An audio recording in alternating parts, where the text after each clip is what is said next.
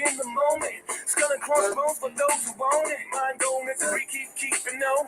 Getting money, bitch, what you sleeping on? To each his own, falling in deep, a whole brands and pieces. Body count speechless, they fall. Doctor, give me the remedy. My partnership, such a good friend of me. Constant shit on the block with some enemies. Stayed up smoking weed, drinking Hennessy. Nonsense is such a winner, young beginner be.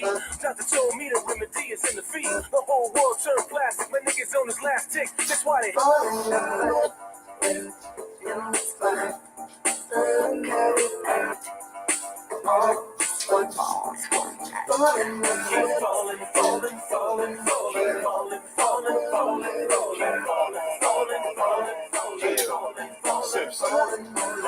Guess who got the final laugh?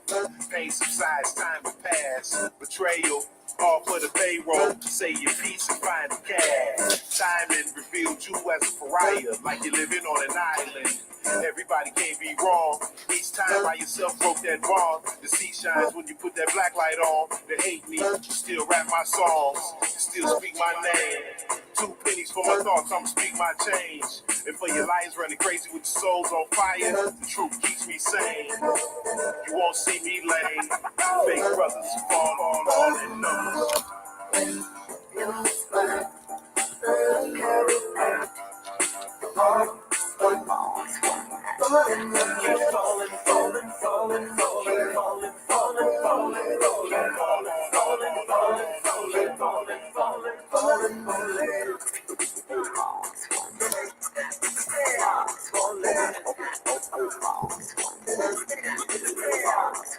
Friendship, kinship, melted by green, greed, needs, pride, addiction, affliction, negative intention, building, million, billion, trillion, Franklin and Jackson, transaction, distract, attracting, backstabbing, adding, struck matches to gases, fastest flashes, ashes. How you let $1 cover up your honor? Where you gonna turn when the bank burn to the bottom? But we gonna learn, we don't gotta yearn for the comma. Ain't you ever heard more money, more melodrama? 99 problems involved in my wallet. Still tell my dogs when I'm on, then I got them. Never been dishonest, it's heavy on my conscience. But when you make a profit, I promise they fall.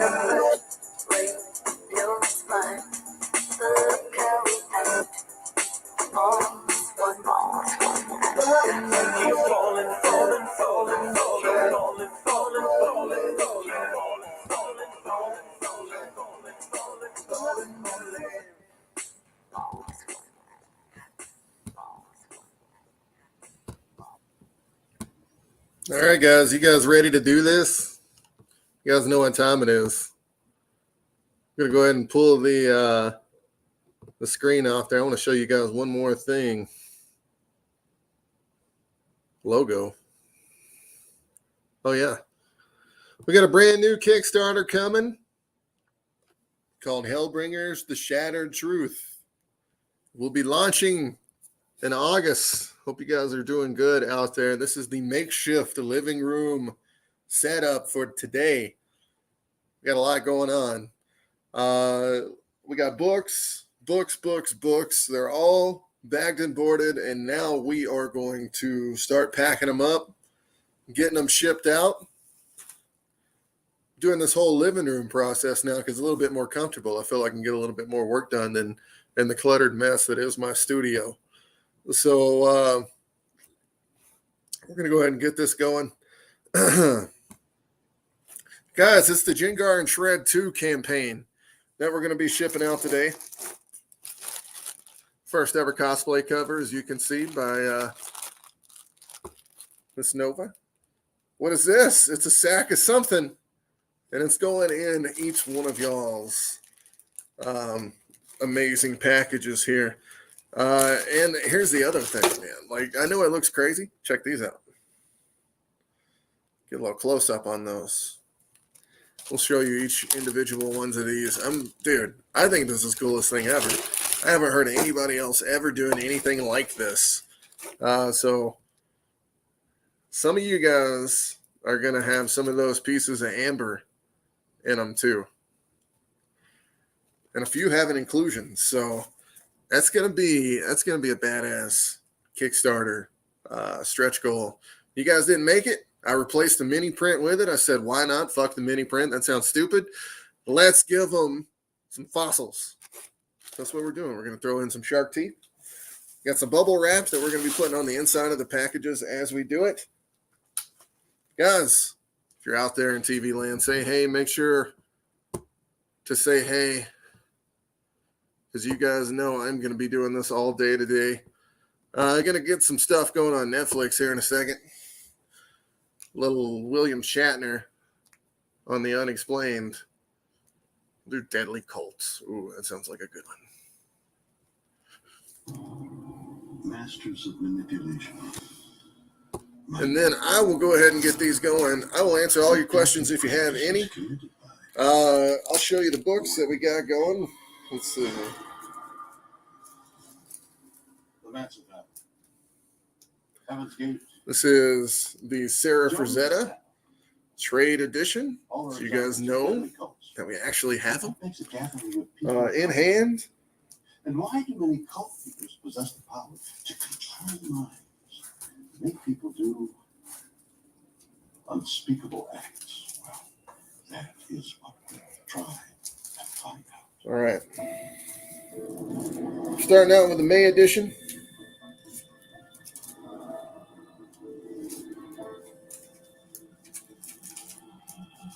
Looks like we got a few to bag and board here to get out. Guys, make sure that you're going to be around for the Hellbringers chapter. This one right here. Hellbringers, The Shattered Truth is going to be coming out very, very soon. This is the Mark May trade variant. This is what we're going to be starting with today. There you go, folks. I had been out of the Marine Corps for 6 years, finished law school. It's the mystery trade variant.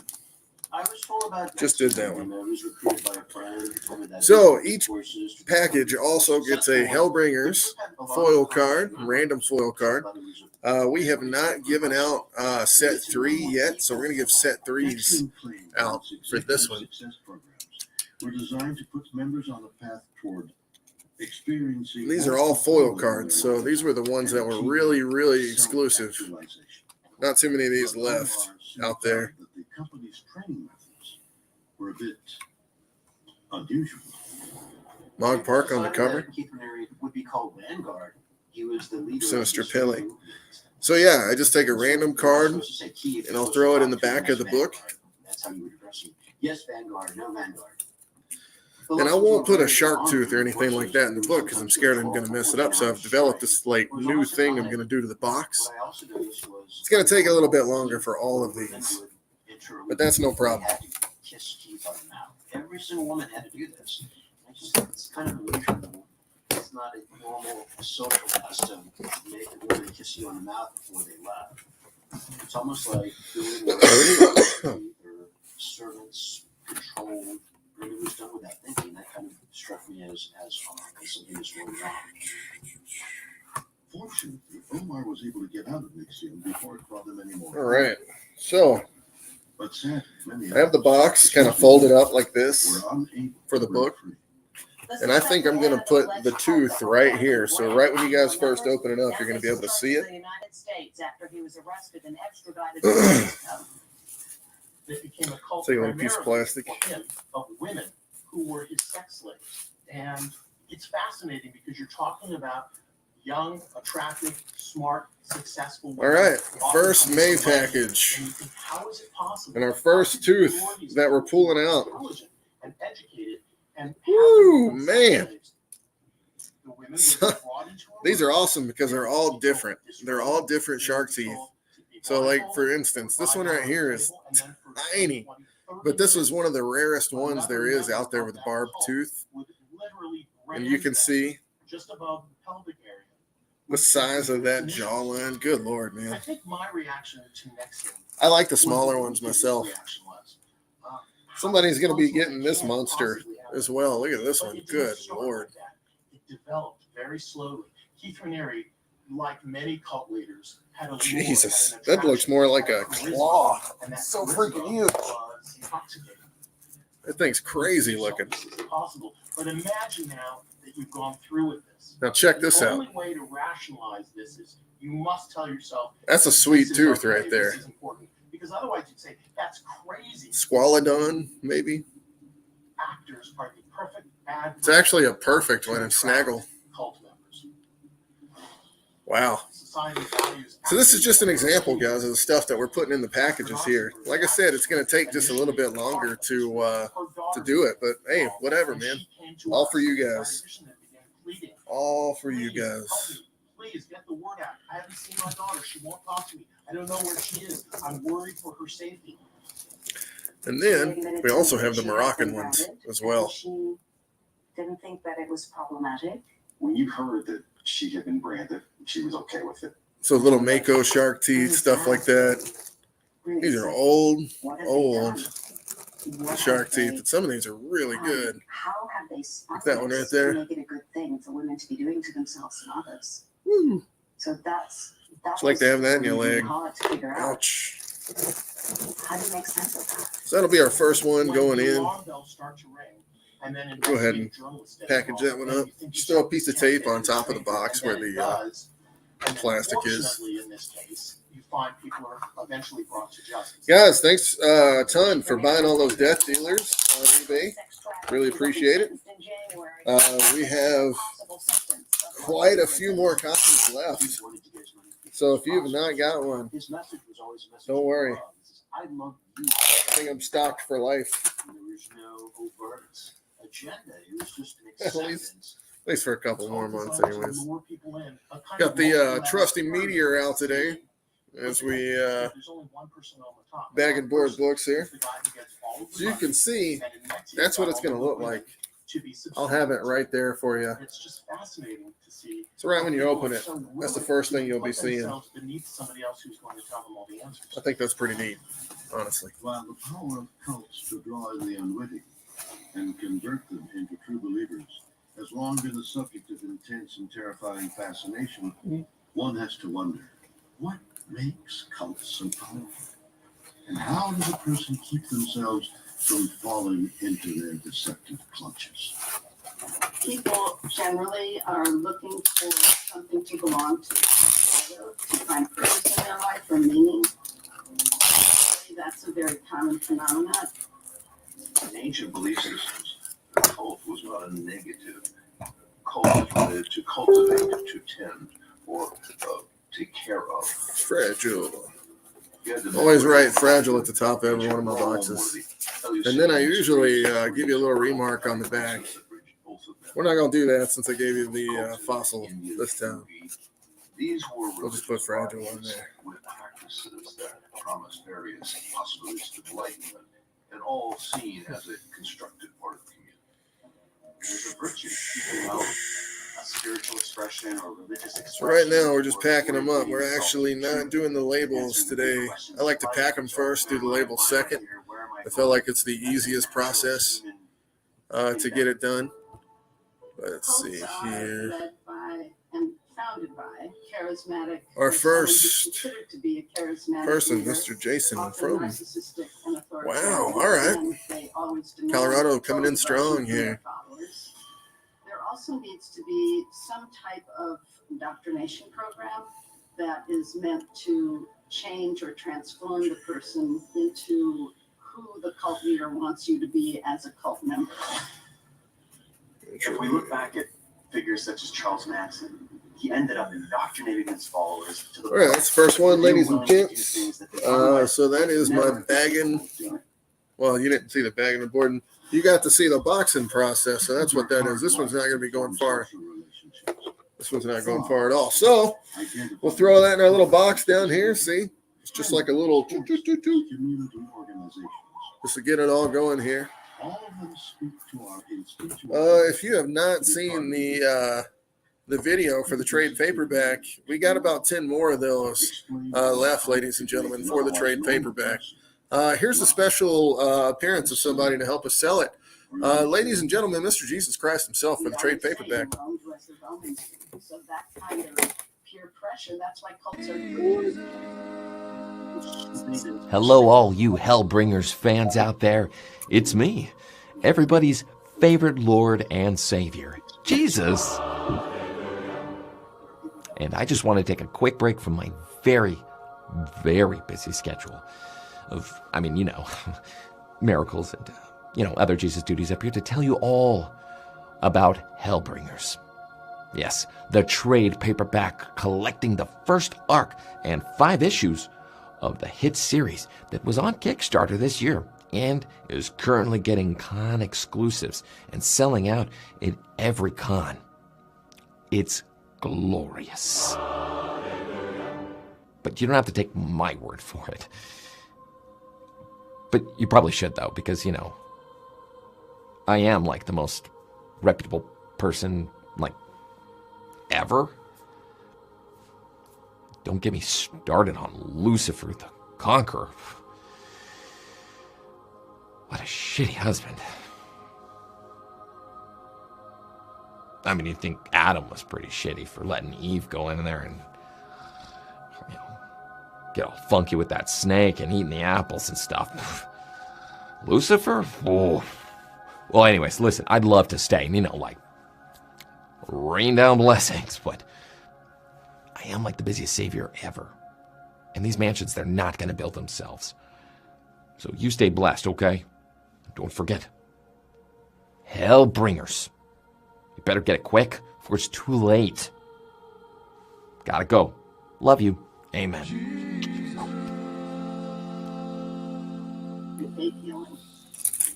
Wow. One of the biggest guest appearances we've ever had on the show, ladies and gentlemen. Mr. JC himself in the house. All right, so you guys can see on the box. Brett Okamura always tells me, he's like, man, you should make the boxes look prettier.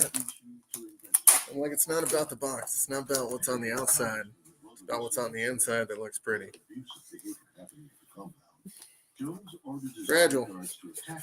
Fragile, ladies and gents. Make it fragile. Congressman Ryan and 4 others were killed. Jones then summoned his followers, one by one, to swallow a cup of powdered mercury mixed with cyanide. Oh yeah, we should probably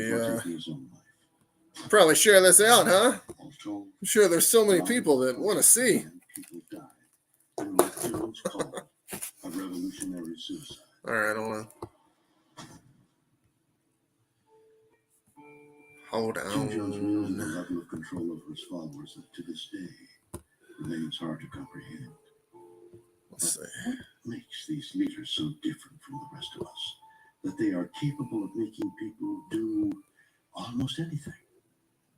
All right, let me get that shared out One such person from the folks extended not just so they can watch. but across the entire United Guys, don't forget everything I'm doing right here. Jersey City, It's not that hard to work. 2009. Not like I'm in the desert sweating my ass off over here. You know what I'm saying? So, not to mention, we're going to try these and see what's up with these here right now. It isn't long before he has the crowd hanging on his every word. He was very compelling, very masterful from the Break your stage, teeth. and knew how to move an audience. James Ray was famous from The Secret and from being on Oprah and all the morning TV shows. He was a very charismatic, powerful speaker. He had an amazing ability to rally the audience and to synthesize Eastern and Western religious concepts and modern science. We all have a special purpose and a mission Those are to good. fulfill in this lifetime. On the strength of his All right. seminars, media appearances, and bestseller Let's get this thing shared out Arthur Ray, so we can have multiple people watch me. in the field of personal development. Books. In October of 2009, he held I always think this is hilarious. the Angel Valley Retreat Center near Sedona, Arizona, that was designed to All be the apex of his personal development curriculum, the Spiritual Warrior Retreat. Spiritual Warrior was At least in described my group. as the highest All right. pinnacle. It was appealing to me because it was a smaller group. This one right here. Done all of the successive workshops. See, I always got to mark it It as was a huge in progress. and so That's what I do. I put them as in progress, and then when I ship them, I mark them as shipped. So if it's boxed, it's in progress. She loved adventure. She mountain biked. Well, come on here. And she went there to Well, come on here. grow and expand her life. What are you doing in my box? After 4 days spent meditating in the desert heat, and having already undergone 36 hours of Hey, fasting, kitty. the retreat method Kitty Odie. took part in the culmination What's of the up? program. Want to come say hi to all the folks? Inside the Come on, Odie. The sweat lodge Oh, you was mind? explained as a No? ceremony All right. with the intent He's not coming to celebrate say hey. transformation and rebirth. And they pulled out razors with the expectation All that if someone was I serious, love how they're all you would J shave their names. head. What's up with that? Oh, it's Kiki. And I did. Kiki. What's up? I remember that What's up, we Kiki? went in a line Hey. and circled What's up? around on the inside. What are you? When the sweat lodge Watching me began, bag of board books? one thing that surprised Shit me books. Not was shit. when Not the bag flap board. was closed, Box books. All right, I got it. how dark it was. All right. with the only source of light May and trade. oxygen cut off, and hot rocks brought in to raise the temperature even more. Ray asked the participants to push themselves past their discomfort in hopes that things spiritually transform. But as they spent many hours baking in the temperatures of the sweat lodge, many people began slipping in and out of consciousness. By this point, the heat's radiating from our bodies. It was very chaotic. It was discombobulating. The sweat lodge is extremely hot, possibly up to 200. See, I told you it takes just a little bit longer to ship these because I'm doing the Non-physical whole thing with the You teeth. told people, you may think you were going to die in this, but you won't. Despite what Ray believed, several people were in fact teetering on the edge of losing their lives in the suffocating, oppressive heat. Until the inevitable finally and tragically happened. 911, where are you? I'm ready. Someone see the camera. Think around there. Is there? I'm breathing. There's no power. Yes. As officers flooded the compound in response to a 911 call, it became apparent that the spiritual warrior retreat had failed. Very wrong. Ooh. 2 people were dead, including 38-year-old Kirby Brown, and a third would die a week later, all Your killed next by tooth. excruciating heat in the sweat lodge. Woo. When the police arrived on the That's scene, a sharp they one couldn't right there, find man. James Ray. Because in the midst of Check that all one out. this chaos, in the midst of people standing over my daughter's body trying to revive her, he was up in his room having dinner and taking a shower. For people like James Arthur Ray, the ability to exert absolute power over others was as natural as breathing. But why do some who had this power use it for harm? Ray had been a bodybuilder. He was very concerned about his hair, his clothes, his presentation. And All so right. some people think Ray, as an adult, was reacting against his childhood. He, in fact, talked about himself. Got another one that bites the dust right there, ladies and gents. And so on. And so They're flying through these, even with the shark teeth going in them. Guys, if you never had a chance to check out the Jengharr and Shredd 2 hype video for all the covers, we're going to go ahead and show it to you right now. I know we just showed you that amazing cameo by Mr. JC. Dave Musgrove in the house saying, "Hi, sex kitten. Hello, right back to you." And then Otis also says hello as well. Everyone's sitting there and they're doing an All right, ladies and gents, here we go. Without any further ado, the Jengharr and Shredd 2 hype video. Carry out the wishes of your so-called This is charismatic leader. this is it, right? Yeah, this What is it. was it that compelled James Arthur Ray's followers Yes, it to is. stay in that sweat lodge? 3 of them to the point of death. I think Was it it's it. peer pressure?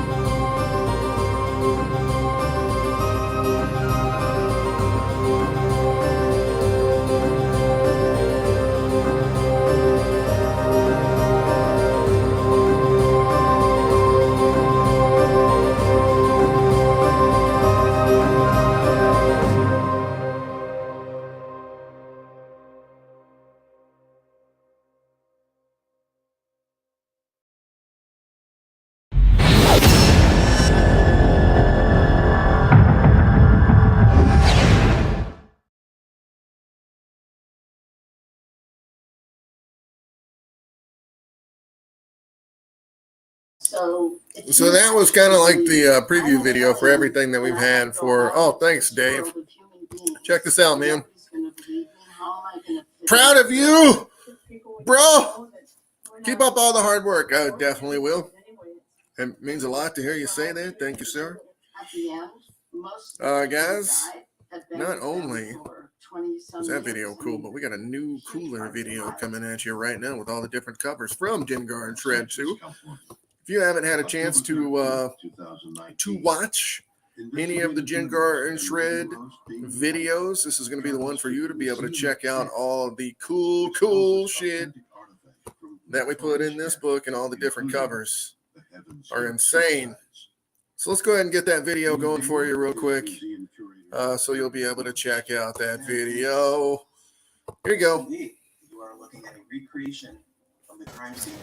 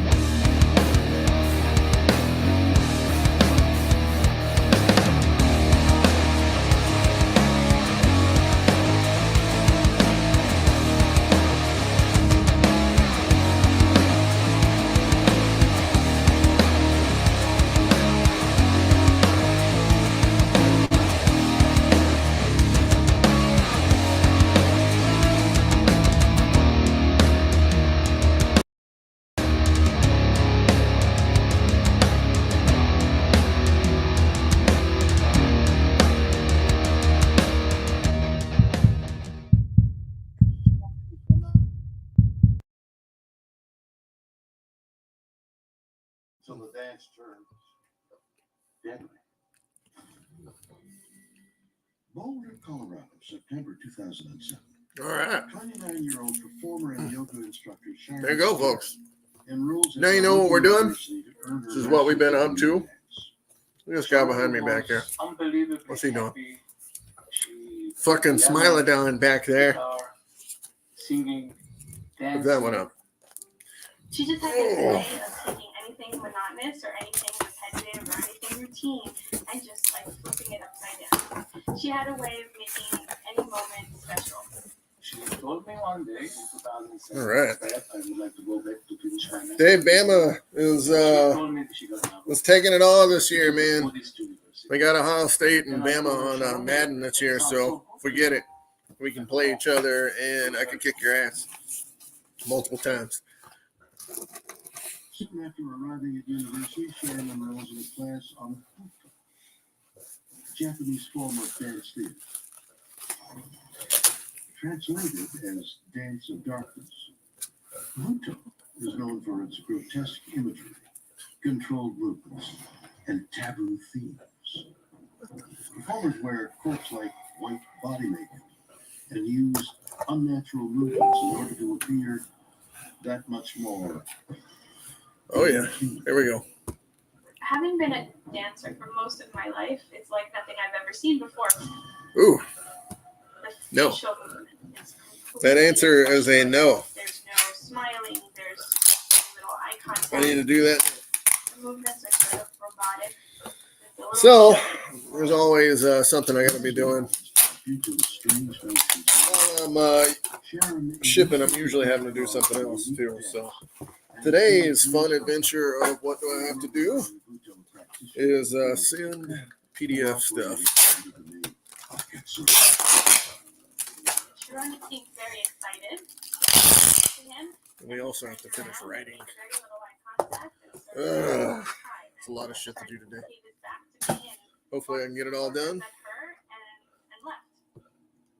Hopefully I can get it all done and still do this at the same time. That's the goal, is to do that, this, and this. All at the same time. This mentor figure in her life. He was intriguing to her. Okay, let's see. Under Khan's tutelage, Sharon devoted herself to the study of Buto, sacrificing everything in an effort to immerse herself in this macabre ritual. The Sharon before Buto and the Sharon after Buto are two totally different people. The Sharon after Buto was malnourished in every way. She looked skinnier than she had ever looked. That energy that was so characteristic of Sharon wasn't there. It wasn't the same person.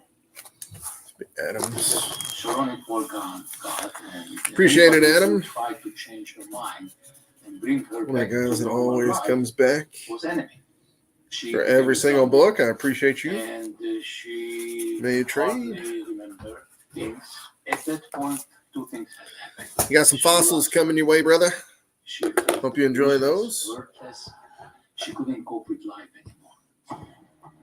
I'm sorry, but if you sent me a fossil tooth, no matter what it is, even if it was a damn shark tooth with a dragon book, I would still think it would be cooler than any fucking mini print whatsoever.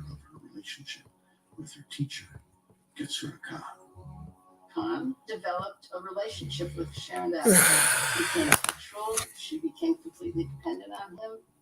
We all know that that's verboten. That's something you don't do. You know, if it's a teacher and a pupil, if it's a pastor and Watching a cult parishioner, if it's a stuff. psychologist and his patient. You don't take advantage of the students. It's already a power relationship. Cult stuff on the Unexplained with William Shatner. 2012, after years of psychological, Transfer. emotional, and physical decline, Sharon Stern was finally overwhelmed by this dance of darkness and ended her own life.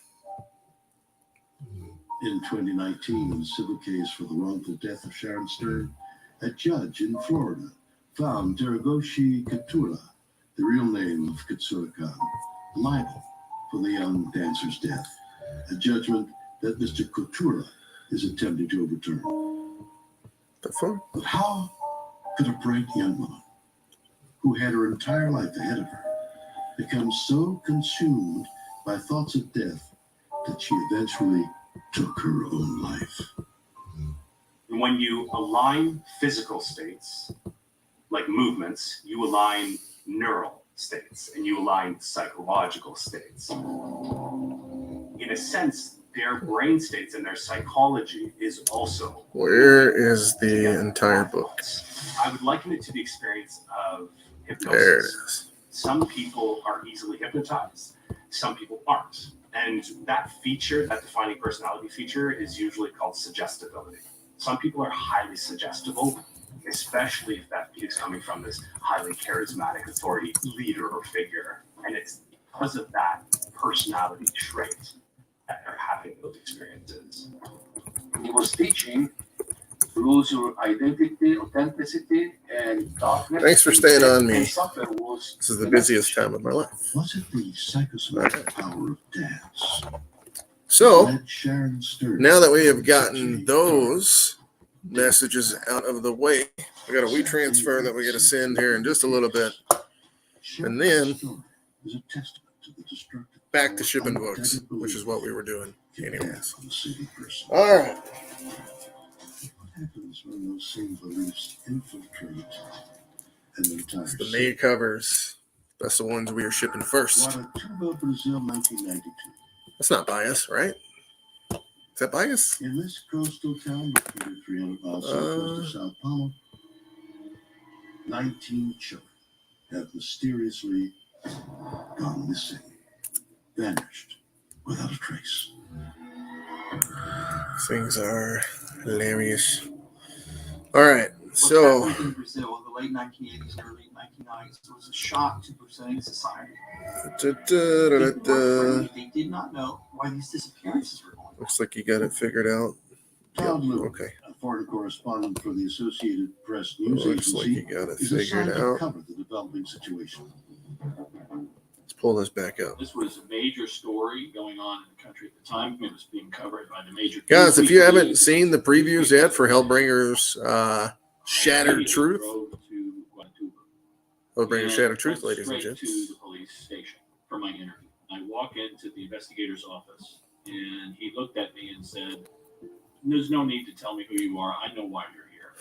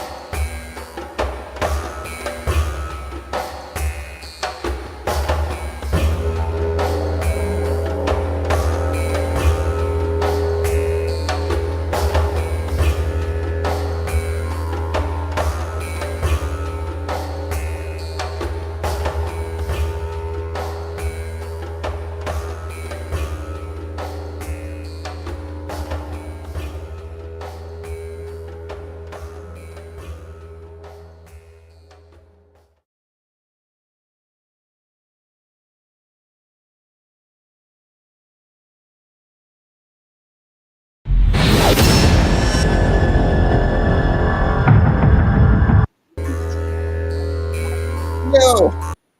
No more. Her alibi was All right. that she was not at the scene of the crime for these killings. We had to throw in a couple more covers for this one, so sometimes it gets a little confusing right off the bat.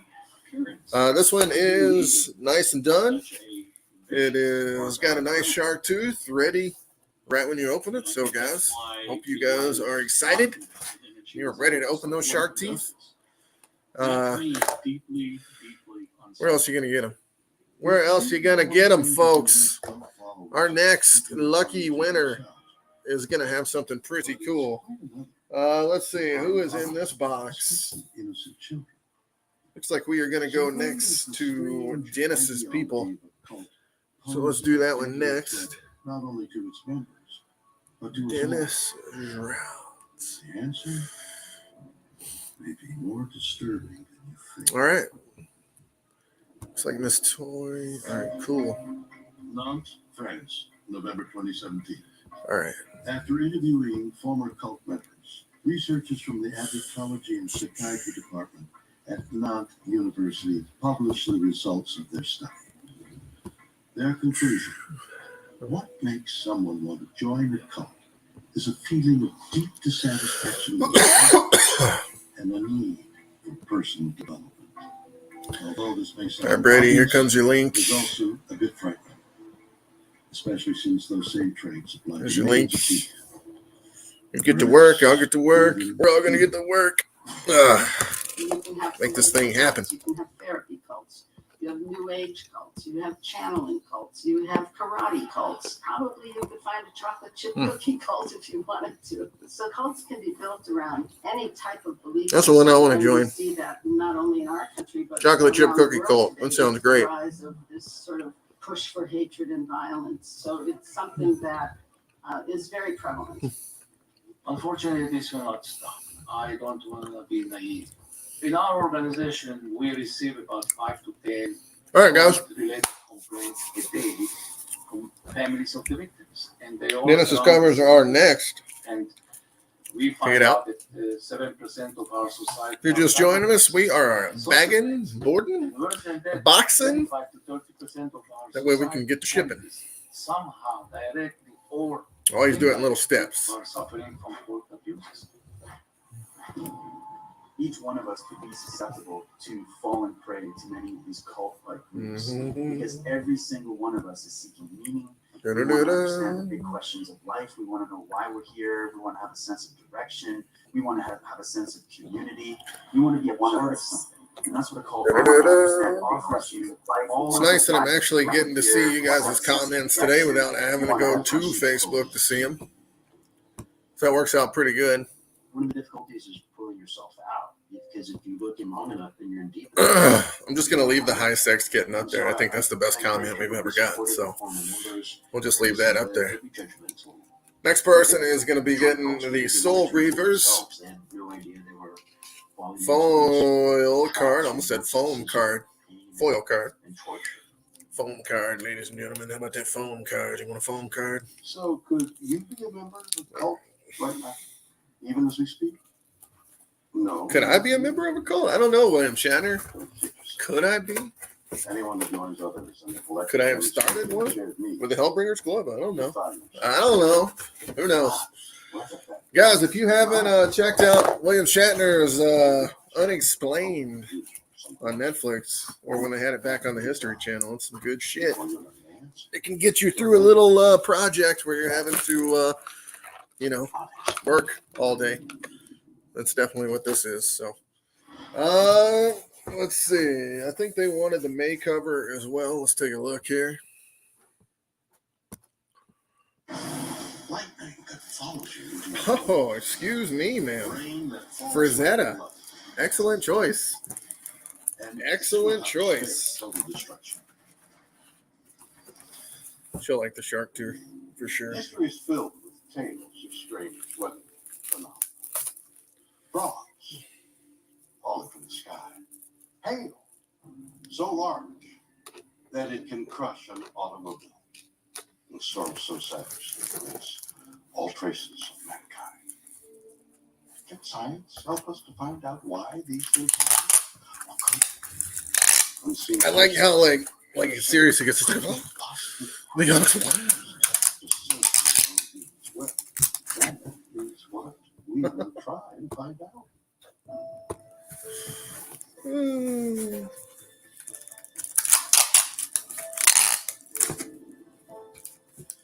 Still got it. December 20th. Scientists at Florida State University published the results of a study of the destructive power of tornadoes. Their conclusion: tornadoes, which are already capable of generating 200 miles per hour winds, are getting 5% more powerful every year. Yeah. And there doesn't appear to be a limit as to how strong they will become in the future. That's climate change. I'm trying to say it for years. Tornadoes have so much energy in them. All right, so In a large Dennis tornado trade, like Frazetta trade. CF4-5, more energy than in a nuclear sorry. weapon. The That's right. base of these things are sometimes a mile Fragile. wide, and they go all the way up to 30, 40 feet. Fragile. This is a very large structure. A skyscraper is teeny tiny in comparison to I think it's so funny. Everybody says they have no idea what the fuck that says right there. Scientists are correct, and tornadoes are getting They're probably stronger. right. I have How doesn't is look like supposed it to says become so anything. safe from their awesome power, especially considering we still Are have any no of your idea comics still how available to for predict purchase? when and where they'll I am going to put a picture in the comments, ladies and I think it's gentlemen, wise to explain about tornadoes. if I can. Why the If I can tornadoes find a way to do it. When is it triggered? Let's see. We all have a special purpose that we're going to make so in this lifetime. You're always All right, long story short, yes, sir, Dave. We have every single chapter available for purchase. Some of the covers are sold out, but if you go to the link that I'm going to provide you in the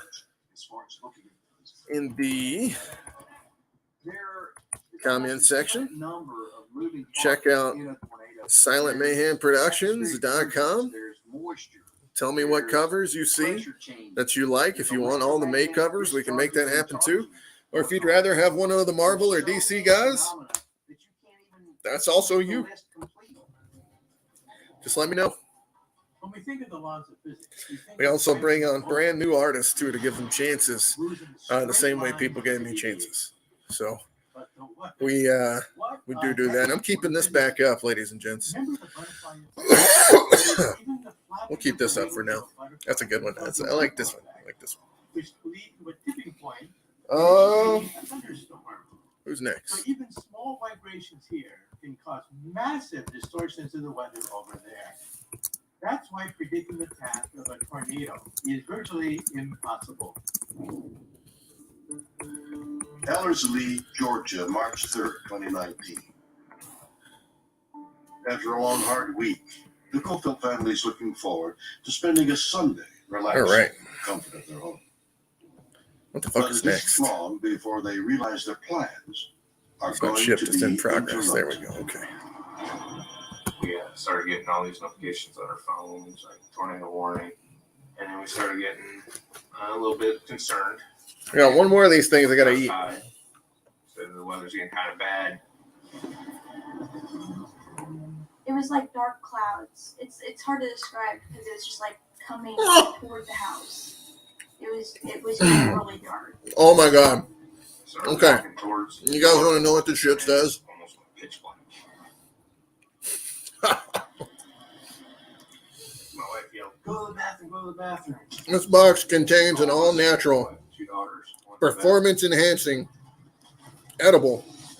A minute or two went by. for increased productivity and stamina, which is great because that's just what I need right now while I'm doing all this hard-ass work.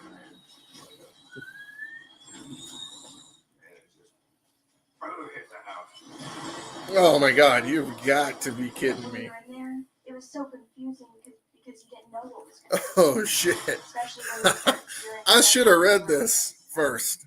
I should have read this first before I ate them. I should have waited. Started shaking. It says, made from single-strain cannabis sativa and 3 natural stimulants of unparalleled clean energy, ladies and gentlemen, with caffeine, theanine, that work in tandem to give you a burst of alertness and motivation without the jitteriness or crash of caffeine, ladies and gentlemen. That's what I just signed up for. I'll see you guys in the hospital in about an hour and a half here. So let's go ahead and start packing up as many as we can. Came out, we walked out the front door and looked, saw everything. It was overwhelming.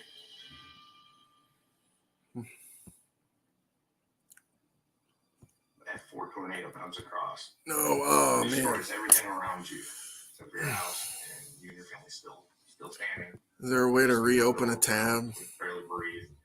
And it just Damn. couldn't believe the destruction. Just got rid of the entire list. Like it can't be explained.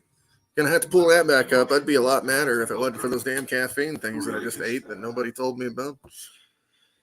Ladies and gentlemen, don't forget, somebody is gonna be getting a little amber in the package. It's not just gonna be the shark teeth for a couple people. A couple people will be getting a couple pieces of this amber as well. We are doing a bunch of surprising stuff today on the show. Before packing, it's taking just a little bit longer, but like I said, I don't care. As long as you guys don't care, I don't care. I'm trying to do it to where I can relax and also throw you guys some more fun stuff. I like these fossils and this fossil amber. So you don't see that happening too much in comics. Won't be getting this kind of stuff from other Kickstarters for sure. So we're in Dennis's category right now for trade. That is not inconceivable. This house could have been lucky to have the tornado come down the right side, turn around, destroy the parcel on the other side, turn around again, and then go off.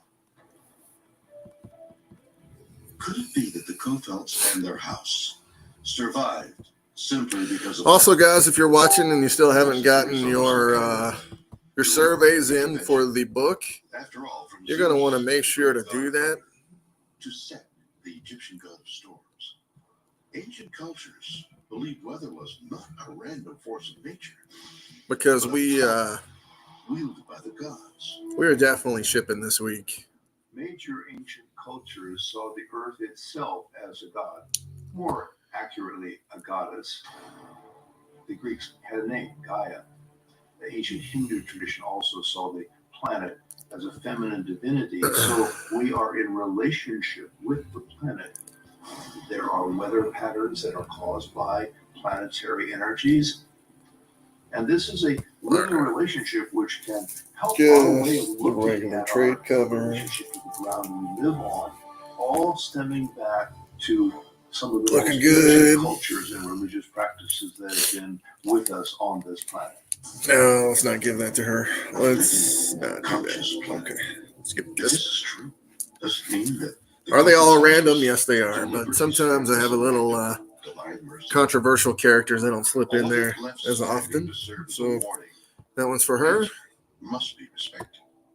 As far as the Kofelds are concerned, the answer is hardly matter. If there is some miracle about all this, because it's not a miracle. They're getting hit by a tornado. That sucks. This person right here is about to get a piece of amber. I definitely love it. It really can. It can take everything away from Woo. These boxes are tough to fold, man. Do that all day, and then your hands, at the end of the day, they always have this numb feeling, like you can't feel it. When I looked at the videotapes of a tornado, where a house basically dodges the bullet, I say to myself, what's happening here? Was it an act of God? I don't know. I'm a physicist. The non-linearity of the laws of physics apply to the weather. All right. Are tornadoes and other forms of You guys ready to see a little magic? scientific problems to be solved? This is what But rather used to be the currency system for humans back in the day. Before coins and money, which basically came around 600 BC, kind of in the Greek area, Mysia, around there, places like that. You're actually looking at a coin on my hand from the time period. from 400 BC. It's the first ever coin with a pentagram on it, too. It is Greek, believe it or not. It's a Myasia. So, but there's another type called ball lightning. It's the philosopher's star is what the Romans called it. Doesn't mean anything what people try to make it mean. July 2016. All right. While up for an afternoon stroll, so she gets a piece of amber and she gets a shark tooth, which means she's going to get one of these crazy tiny shark teeth. Look at the size of this one. But then she's also going to get this little guy with some inclusions in it. Pretty damn cool. Just saying. I think that's pretty cool. This one here I'm going to actually have to tape to the box because it's so small. Some sort of contained plasma-like object. Looking at this video, what's happening is probably traveling along the. And then I'm going to put a little note too. And then when it hits the that way they know. It's just too much power for the transformer to handle. And it explodes. You can see that in the video. Unlike normal lightning, which follows well-defined laws of physics, ball lightning is much more erratic in its behavior. Even after centuries of research, scientists still don't really know what causes it or where this incredible energy comes from. So there, this person will now know that they are an amber winner, which I think that's pretty cool. So, which is totally different than ball lightning. Ball lightning is basically, and they'll know. Hopefully, they'll look at the big ass sign right there that says amber winner. You know what I mean? If they don't, then I'm just throwing amber away. It's got a really cool shark to it too. So yeah, I still think that's really cool. The whole thing with amber being the currency system back in the day. Again, look at that. I mean, it looks, to me, it looks cooler than money. It looks cooler than paper money for sure. Paper money isn't worth whatever it's fucking printed on. So, 20 to 30 seconds, unlike regular golden lightning, which is just a flash. Ball lightning has been mysterious for so long because it's hard to capture. Because when it happens, the ball is skittering and moves around pretty. They just sit there in one spot. So you can't walk up to it and look at it. Is it possible that sightings of ball Trout trade are just a trick of the eye? An optical illusion? Or could ball lightning be responsible for everything from mysterious UFO sightings to strange Kristen spontaneous combustion? Ball lightning was first discovered in the 1600s. I'm going to say thanks to all the people who came back for this Kickstarter, from the Valak Kickstarter and all the Kickstarters before that. We are going to need your fucking help for sure for the next Kickstarter. Pardon my French, but it's just the truth. Fragile. Fragile. Fragile. All right. A ball of lightning went whizzing right by, and he wrote about it. What?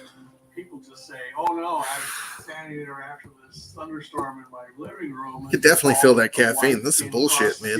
Right through the picture window into my room. That's not what it's supposed to do.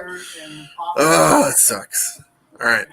So, who's next? Who's next on the shipping list? It's believed that glass actually enhances ball lightning. You guys still see the cat behind me? Is he still back there? Let's take a look. Very attractive in the conductor. Yeah, he is. Look at this. Look at this little guy up there.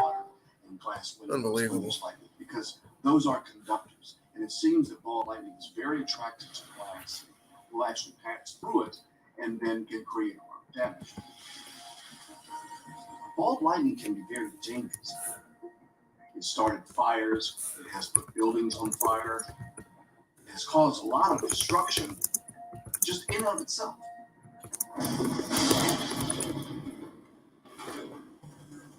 sounds impossible for a primal force of nature to be contained in numbers.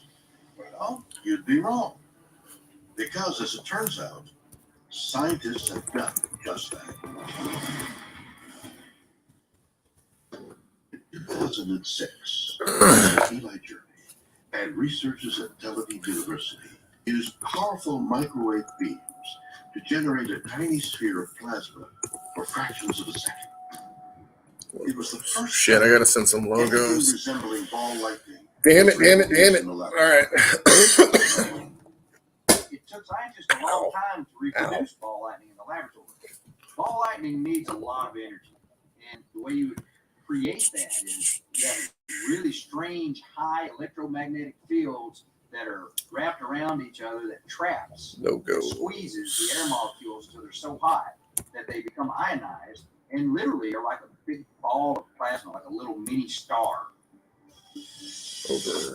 Could ball lightning actually be some kind of miniature star that exists here on Earth?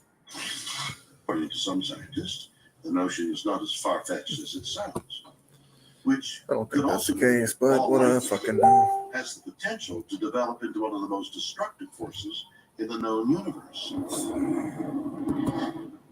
Some people suggest that ball lightning could be primordial black holes. Primordial black holes are very small, microscopic black holes that would have formed at the beginning of Just the sent Big you the Bang or logo. just after. And it's possible there's still some of them, remnants of the Big Bang, floating around in the universe. I look at ball lightning, it just seems such a clear ion electromagnetic effect that it's probably not even necessary or likely to be. All right. To some Oh, Jesus, man. But there's nothing necessarily. All right, so we gotta get that to him.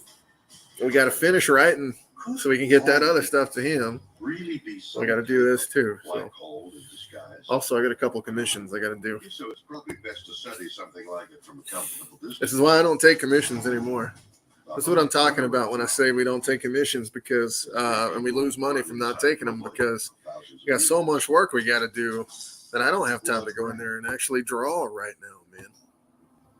Kerala, India, July 25th. That's what I was getting weirded out by, because I know I'm not progressing as much as I should be, because I'm spending all my time doing this business stuff. Begin to gather. But not so unusual. Eventually, there's going to have to be a decision made, unless I'm just going to keep doing covers for myself, which I got no problem doing, man. So something that appears to be blood, and it lasts not for hours or days or even weeks, but for months. Maybe I got one for you. Give me a second here. I'll try to attach a file for you. Experience this blood rain coming from the sky. SMP logo. Terrifying that must be, and how that must make those people question their own existence, question the forces of nature that are at work in the world. That must be earth-shattering for these people. Is the PNG. I didn't know what a file was. I didn't know how to name a file. I didn't know what the fucking name of a file or what they meant was. I didn't know any of that shit until we started doing this stuff. Oh, man. All my Hellbringers fans out there, all the Hellbringers family and crew, welcome to the show. If you have not had a chance to check us out yet, we are currently one of the bigger indie titles out there on Kickstarter right now for a book, Valak the Sorcerer's Revenge. We actually got projects that they love, which I thought was awesome. We have a huge Kickstarter that we're fulfilling right now for Jengharr and Shredd 2. If you haven't checked out the story yet, guys, it's basically Game of Thrones in hell is the best way to describe it. Lucifer is kind of left. He's sensed an evil, way more evil than him in this area. And he's kind of gone into hiding. And that's where the story kind of leaves off in Hellpuck and Velocikak, which is the chapter after Hellbringer's Dawn of the Devil, which was my favorite book, guys. If you guys don't remember Hellbringer's Dawn of the Devil, I talk about it all the time. I'm actually going to play you the Hellbringer's Dawn of the Devil video that I loved this book. You guys have no idea how much I love this book. I'm going to play it for you right now, guys, so you can check it out. Is a sign of invention.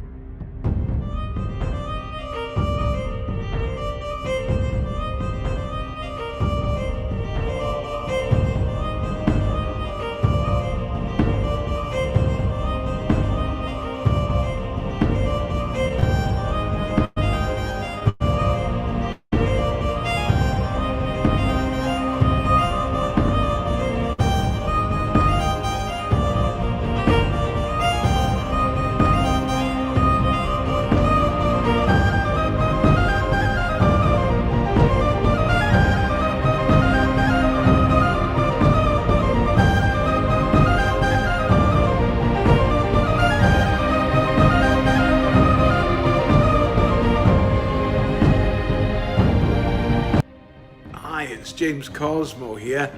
I've heard that there's a new comic coming out and it's called Hellbringers, Dawn of the Devil. And that's coming out supported by Kickstarter. So it might be worth a watch if you're into things like mythology, history, and war, like I am. It might be worth a watch. Take care. Bye-bye. Hi, Mark May. I just wanted to say I'm so excited to hear about your comic book. That's fantastic news.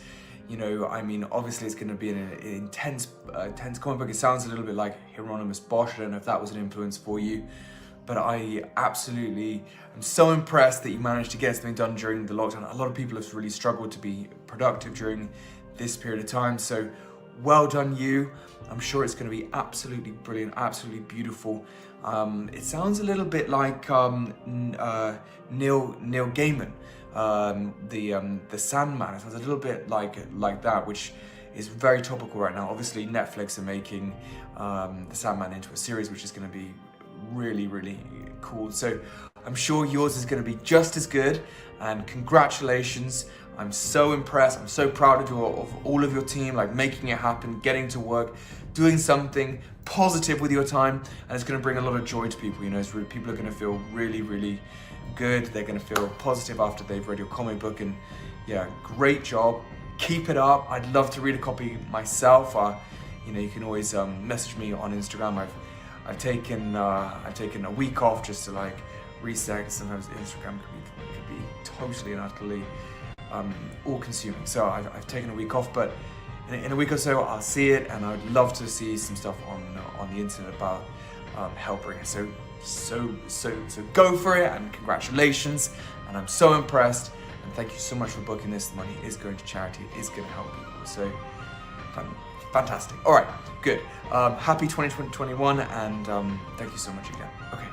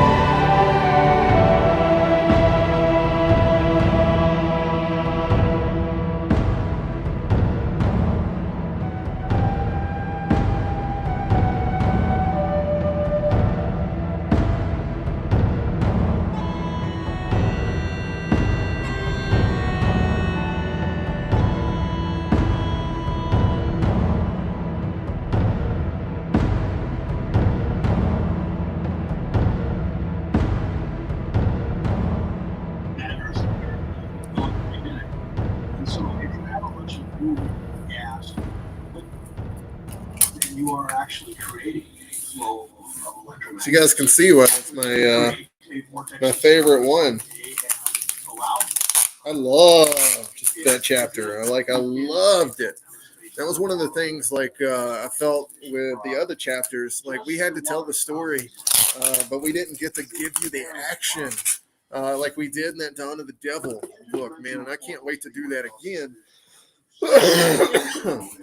with the upcoming chapters with the war that's coming. So that's going to be my favorite part of all these books. I've been like, man, how would I do these books if I could do them myself? And that's the number one thing I've always said is, we're going to put action and fight scenes and war into our books. You know what I mean? That's a big, big thing with me. So, hey, one tape roll down, one dead and gone to the gods, one dead and new, coming back to life, resurrected like the phoenix. All right, guys. 12:55. We're making okay time. We're not doing bad. We may not understand. We may never understand. We're in the Steph Wilson section. That's how much progress we made so far. That's always good.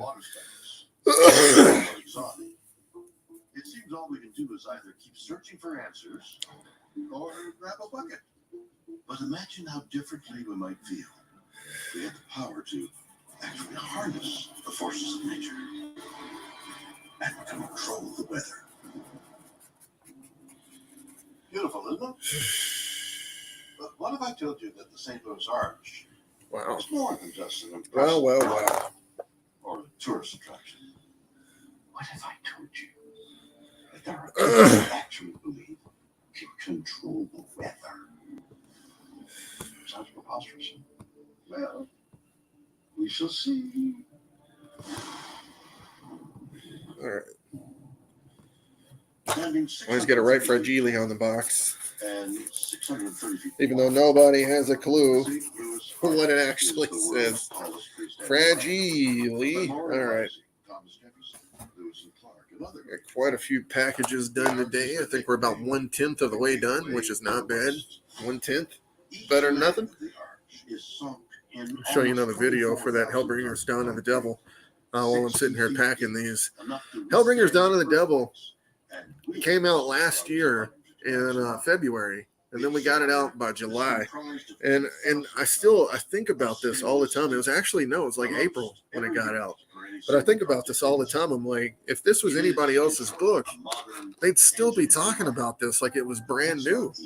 It's just the fact that we came out with 8 chapters in the matter of that year, which makes it, it's hard to reflect on one when they're coming out so quick. You understand what I'm saying? But they're all little movies all amongst themselves for each different chapter, especially with each different character that we have into this.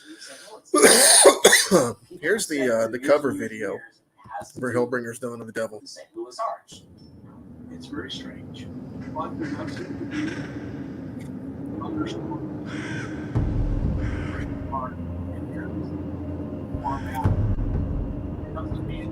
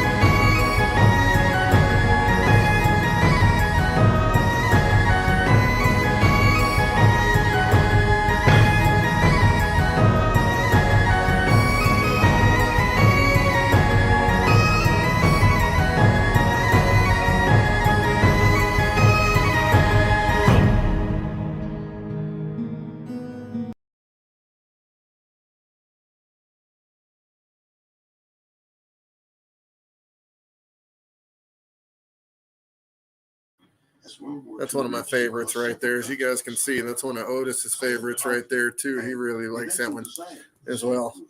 But yeah, that's pretty much a lot of what we have done over the year. And so to have some of these chapters that came out later, like Valak, which might, might end up as a book that people forget about a little bit. It is the 6th chapter after Hellbringers, The Ties That Bind Us. Guys, Hellbringers, The Ties That Bind Us was the chapter that came after Hellpug. And if you guys didn't check out Hellpug and Velocicock, which I thought was one of the funniest, one of the funniest books we've ever made. I mean, we haven't made too many books, and this was the only funny one, but this one was good, man. Well, who's the big bad boss? I'm the big bad boss. And my name is Hellpug, talk a lot of shit when I walk. I just walk around with a bad mood. My attitude, that's bad too. If the queen said I'ma bust a move, if you cross her, I'ma bust you too. Lilith said I gotta go away to find a husband and my daddy, yeah. On a special mission, I complete the mission, always ready for a battle, eh? Find Lucifer, then bring him back. Think I gotta jump on where he hiding at. But first I gotta move the queen to a safer place where ain't nobody riot at. That's a 10-4, buddy, roger that. About to hit the city, I'll be right back. Yeah, the city of Los Angeles to a castle town where nobody at. Hold up, what is this that I see? A Velocicock, half raptor, half cop. Run up on them with them things cock. And around in the chamber that bang cop. Oh, now this getting crazy, somebody else done appeared. And it look like it's a rhinoceros rex. Me and Velocicock, we have a threat. And my God, there's another, now we have a mess. And this one's an elephantitis. Me and Velocicock must be united. Kapow, kaplooey, we fighting. We striking them quicker than lightning. It's history, put it in writing.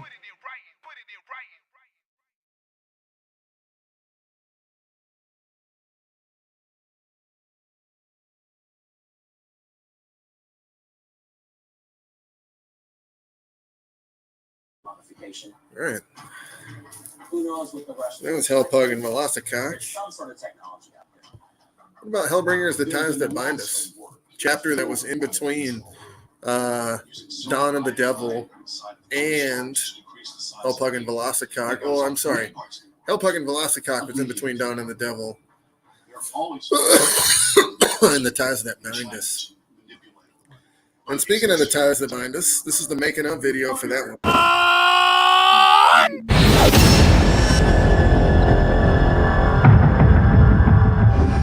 She seeks her husband, the devil.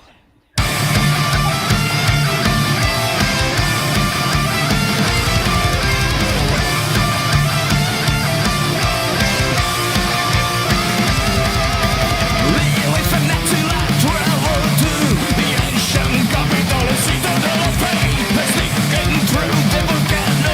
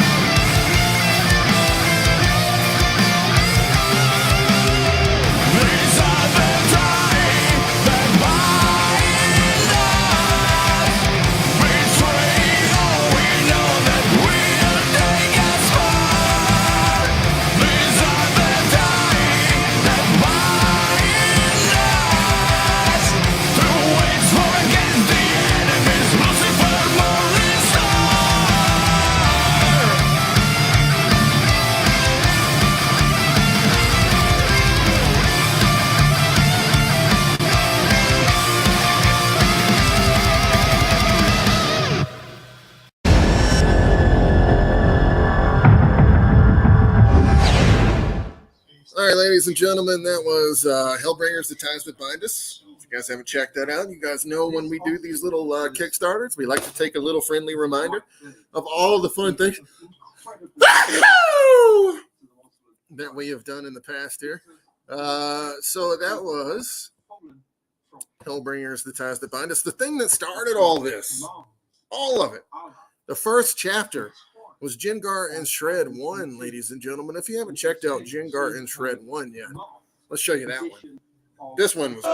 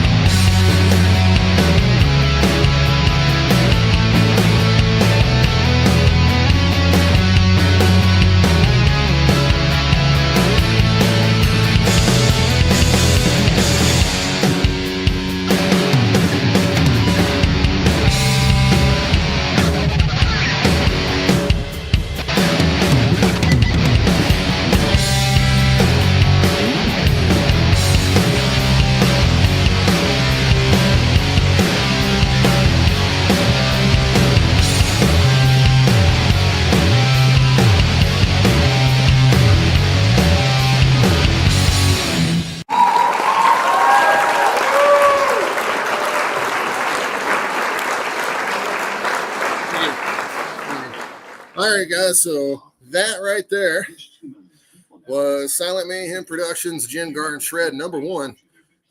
If you didn't have a chance to check that out, that's the one you want to check out. So here we go. Back to work. One of the world's most major religions, and it also was to other people.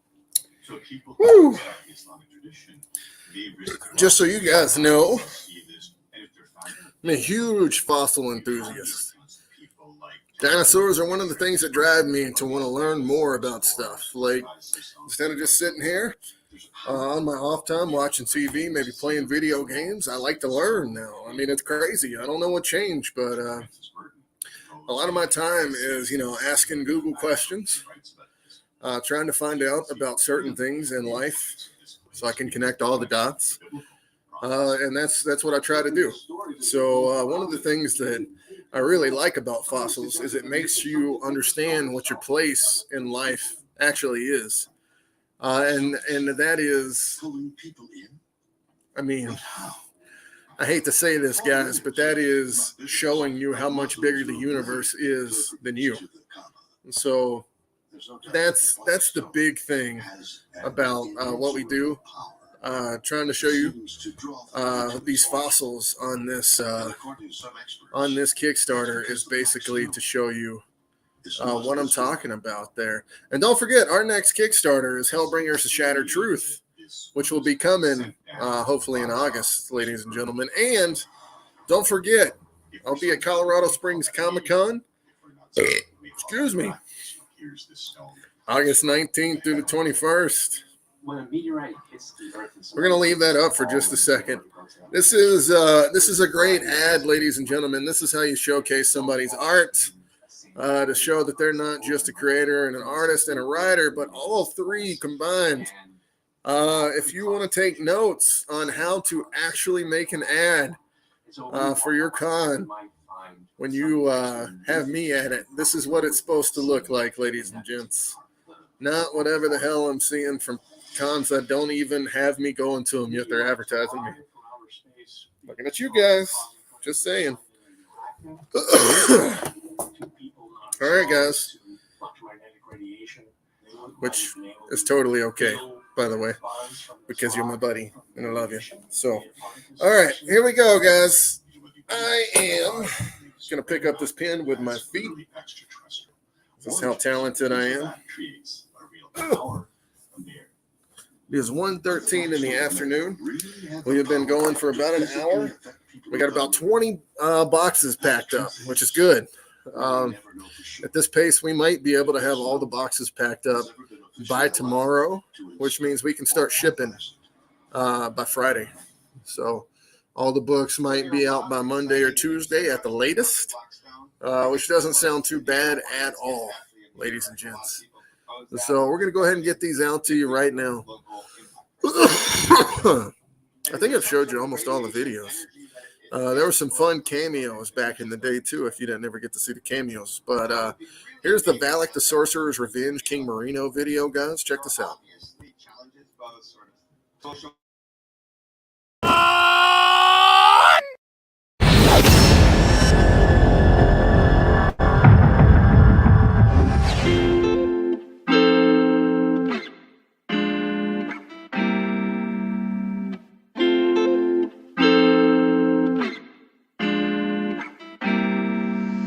Valak's woman was taken from him by Samoan guards who caught her out there breaking capo laws, beaten and left for dead. While they took her, he started asking the gods for strength and they gave him the hookup. He took that power and slayed the gods and got his woman. The only problem was he couldn't control it and slayed his woman. The time passed, then he entered into a tournament against Kimono, the great white shark. He took his soul-sucking powers and came out with the win. The tournament designed to go and find the best of men, the best soldier to recommend to the gods. Power building the soldier to go and do his bidding. Valak talking to the gods. At the top of a volcano, lava rushing. He gets the power, then he started bluffing. And instead of helping Power seize Hawaiian Islands, he goes and throws himself into the fire, so he may never hurt another soul. He once bargained for the power, now he letting go. After jumping in the fire, hell the only place to go.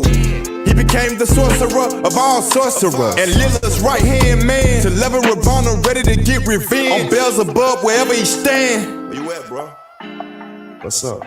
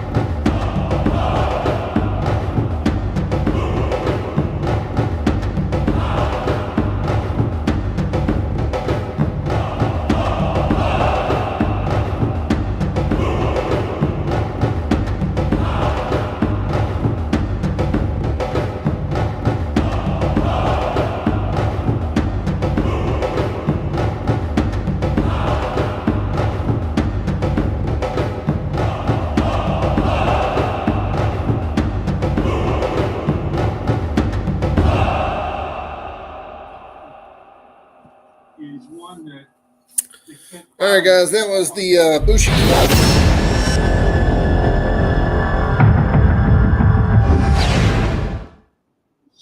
That was the Bushi Colosso vid, ladies and gentlemen. That was the Valak the Sorcerer's Revenge. That's the one we told you about. The chapter that came like literally 2 weeks before this chapter did. One of the craziest things I ever did was launch a Kickstarter just like that after this one, to go ahead and just get it going. And that's what we're doing, man. We're going to ship all these out to you. And then, dude, think about it. Like, we're clear. We don't owe anybody anything after that. And then it really is just, it's pushing to the next book.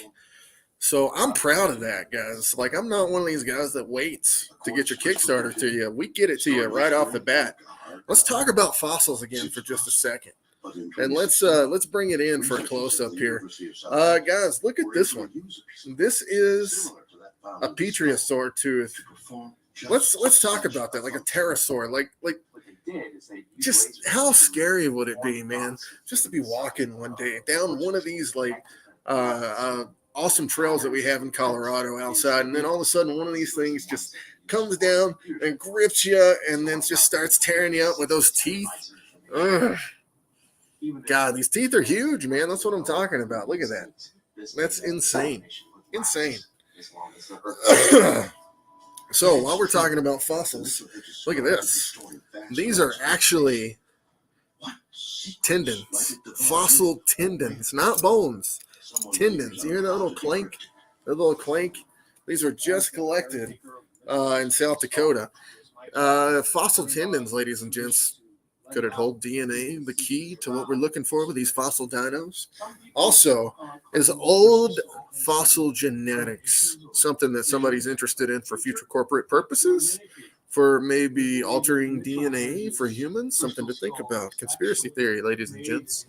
If you haven't checked out the Valak the Sorcerer's Revenge video that we actually had that gave you a little insight and hyped it up before you got it, we're going to show you that one real quick. I hope you guys are doing good out there. It's been a good day today, and we're shipping.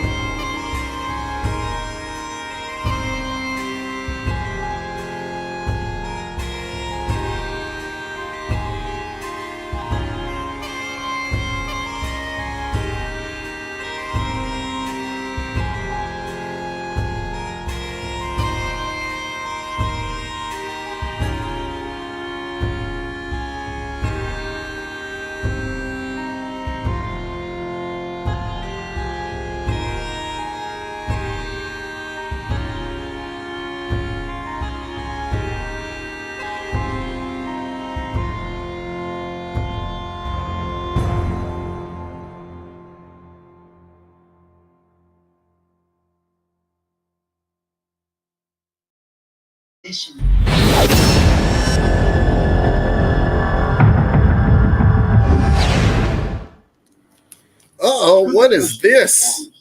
Another random Amber winner. Amber winner. Let's take a look. Oh, wow. Does this one have inclusions? It seems it does, ladies and gentlemen. I'm going to put this right up to the camera. Right up to the camera. I forgot my thing's touchscreen. Here we go.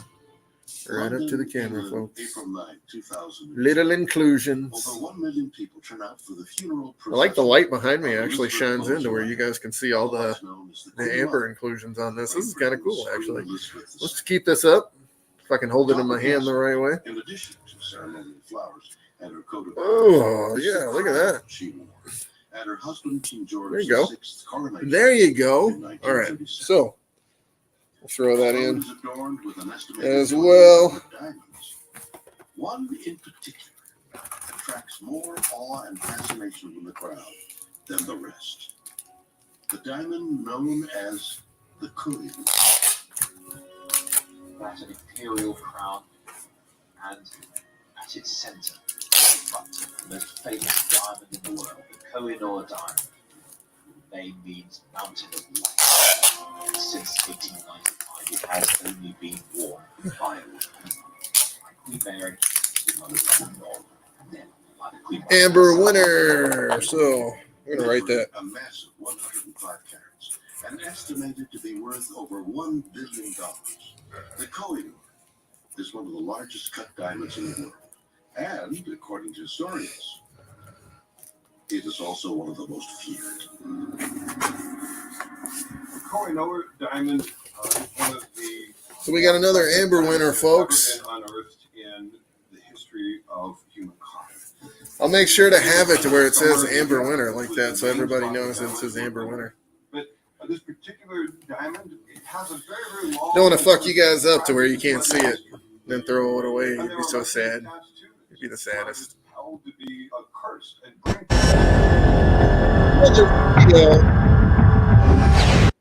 You've already seen it, folks. Don't get your hopes up. Crown jewels for women only. You guys can never say I work hard with videos like this, right? You guys get to see me work all day, packing. You've already seen me send out files, having to get files. God, I got to build a Kickstarter soon. What really catches your eye is the diamond was I hate being taught lessons by people. I hate it. It's the worst. Empire invaded what's now northern India. Especially when you don't need it. Settled in Delhi after their conquest. Especially when they wouldn't do it to you. Started collecting gemstones. Shah Jahan became the ruler in 1626. He designed this throne called the Peacock Throne that was in the tradition of biblical throne like King Solomon. It took 7 years and cost 3 to 4 times more than it cost to build the Taj Mahal. And you can understand the immense expense that this took to create. And then at the centerpiece of this was the Koh-i-Noor at the very top. Why wouldn't it select that? That doesn't make sense, does it? All right. After 100 years of peace, a merciless Persian ruler named Nader Shah invaded India. Tens of thousands died in his relentless quest for power. You're correct. Something did go wrong. Victory, Nader Shah seized the Koh-i-Noor and had it placed on his personal armband as a symbol of his might. Nader Shah wasn't going to keep it in the chair. It was going to be with him at all times. Now, Nader Shah became a very, very repressive ruler. All right, so as you guys can see, some people are getting the smaller shark teeth. Well, you're doing it all random. All random. So some people are getting these fossils, the Moroccan shark teeth, and others are getting the black coastal shark teeth, which are probably from... As if the diamond itself demanded a mortal sacrifice I don't know. Those look like little creek funds. Probably from North America. Battles, it fell from one person Boop, to boop, boop. started to build up this legend that it had. We're going to sit here and we are going to advertise the shit at a Colorado Springs Comic-Con for just a second. Kingdom would be lost and it would be passed on to another. Now, these rulers were wearing so-and-so as the armband in the and this is probably where the first it certainly wasn't for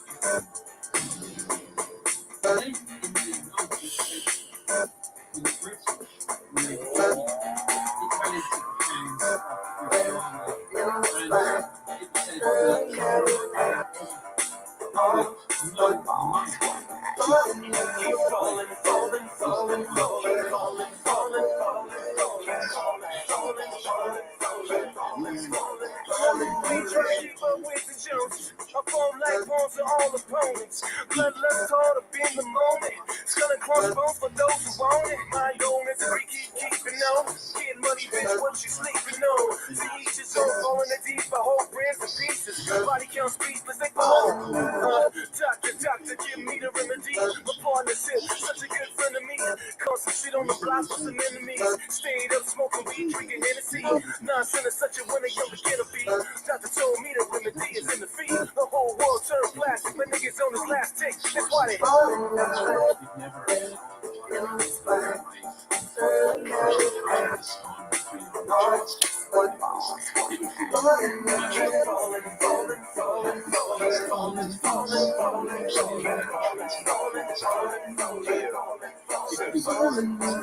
Guess who got the final laugh? Pain subsides, time will pass. Betrayal, all for the payroll. Say your piece and find cash. Timing revealed you as a pariah, like you're living on an island. Everybody can be wrong. Each time by yourself broke that bar. The sea shines when you put that black light on. They hate me, still rap my songs, still speak my name.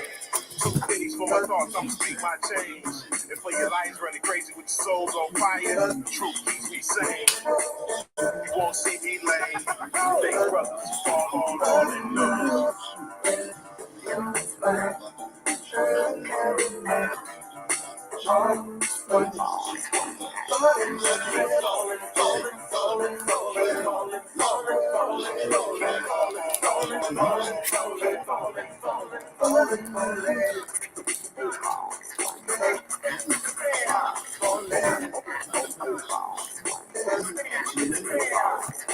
friendship, kinship, melted by green, addiction, affliction, negative intention, building, million, billion, trillion, Franklin and Jackson, transaction, distracted, trapping, backstabbing, adding, struck matches, fastest flashes, ashes.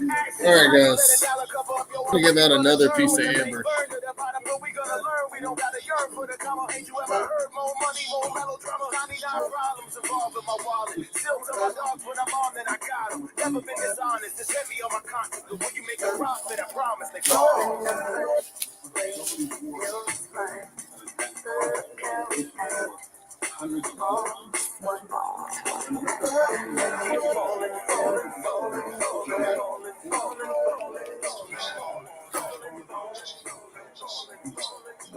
All right, guys.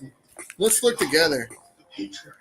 Let's look together and see what this is. Has this dream at this place called a literally the house of God. He's sleeping and uses stones to rest his head on. There's a tradition that says Jeremiah, a later prophet, takes this stone to Ireland. The stone then finds its way to Scotland.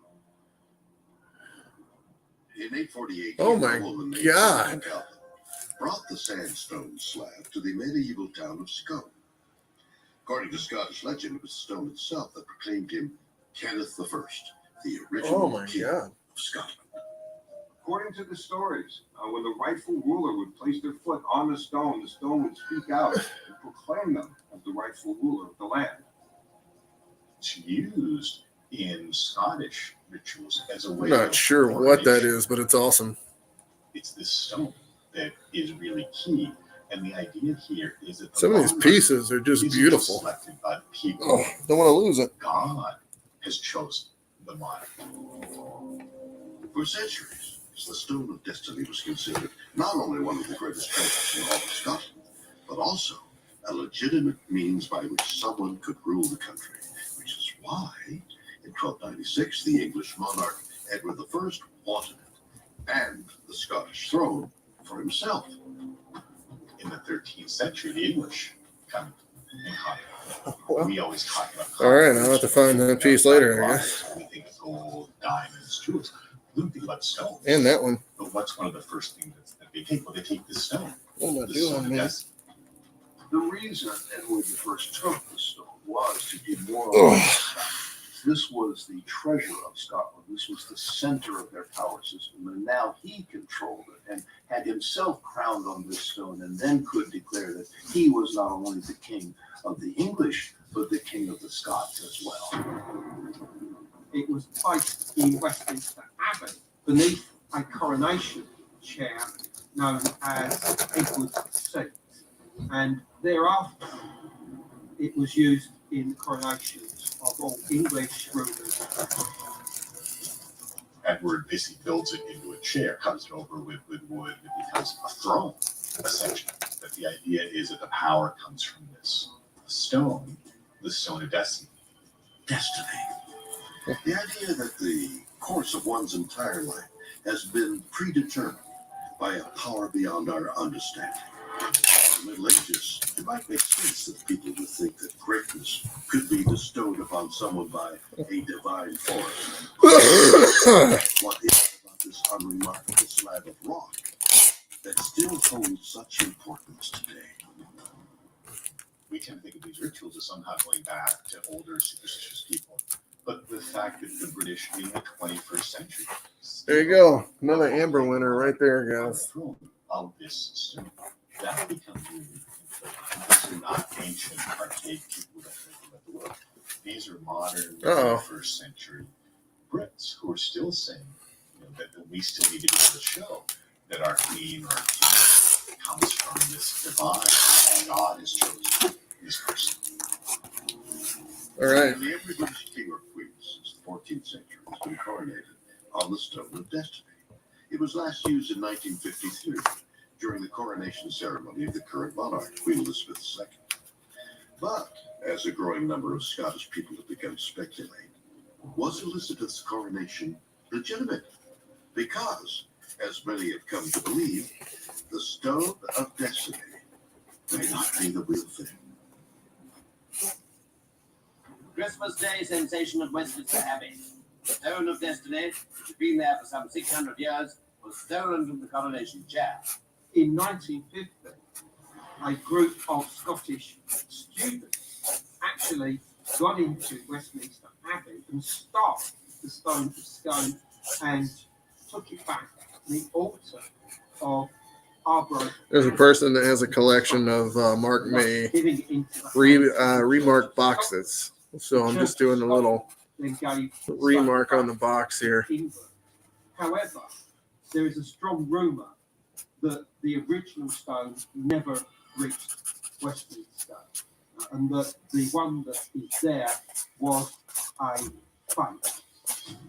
However, whether this story is true or not, we may never know. A fake Stone of Destiny? There we go. But one that is There's another one. problems, because when the English returned the Stone of Destiny, We're getting there. All right, guys, we got another amber winner. So we're going to do 3 in a row. Just giving it out today, guys. I will show off that next piece here in just a second. These have been beautiful pieces, man. It's still crazy to me to think that that people used to trade in this stuff. This is what cash used to be right here. Is this right here, guys? That was cash. It's crazy, man. Also, don't forget, I was showing off those fossil tendons just a little bit ago. Listen to the little clanky noise that make. It's almost like the way Moldavite sounds when you take the song Moldavite and bang it together. Woo. All right, here we go. Here we go. That bacon was good. That bacon was good. much like the stone located in an Italian chapel that some believe contains Mr. Wilson, ladies and gents.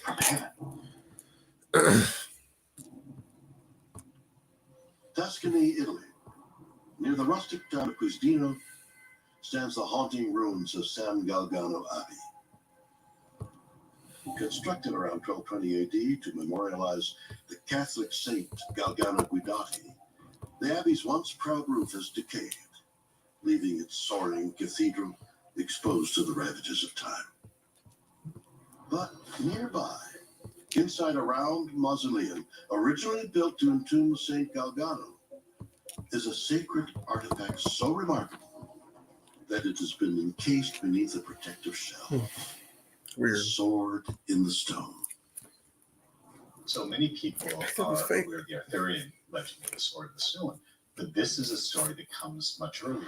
You can go to this chapel in Italy and see this sword that's stuck in the middle of the stone. And you're thinking, how did that sword get there? For centuries, visitors have struggled with the same question. How did a medieval sword, which were known to be brittle and Our buddy's going to be getting Havarius Behooved. Makes his debut in the next Hellbringers book. Can't wait to have that one out to you guys. I had to rewind this part. I gotta know what the fuck they're talking about right here. This is a little ridiculous.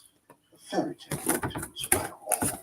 Believe it or not, some ancient legends are based on fact, much like the stone located in an Italian chapel that some believe contains a power from heaven. Tuscany, Italy. Near the rustic town of Quistino stands the haunting ruins of San Galgano Abbey. Constructed around 1220 AD to memorialize the Catholic saint Galgano Guidati, the abbey's once proud roof has decayed, leaving its soaring cathedral exposed to the ravages of time. But nearby, inside a round mausoleum originally built to entomb Saint Galgano, is a sacred artifact so remarkable that it is encased beneath a protective shell. The sword in the stone. So many people are aware of the Arthurian legend of the Sword of the Stone, but this is a story that comes much earlier. You can go to this chapel in Italy and see this sword that's stuck in the middle of the stone. And you're thinking, how did the sword get there? For centuries, visitors have struggled with this question.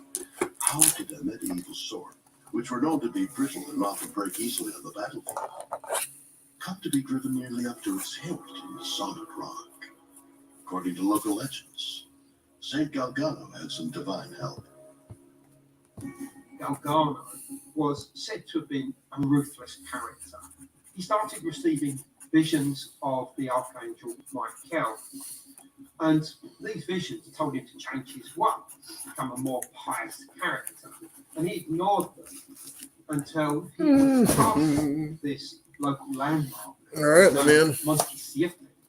In the story, Galgano's on his horse, and the horse takes him up to the top of this hill, and the horse refuses to go any further. Fragile. He appears to him and tells him that he is to serve the church and to renounce his wealth.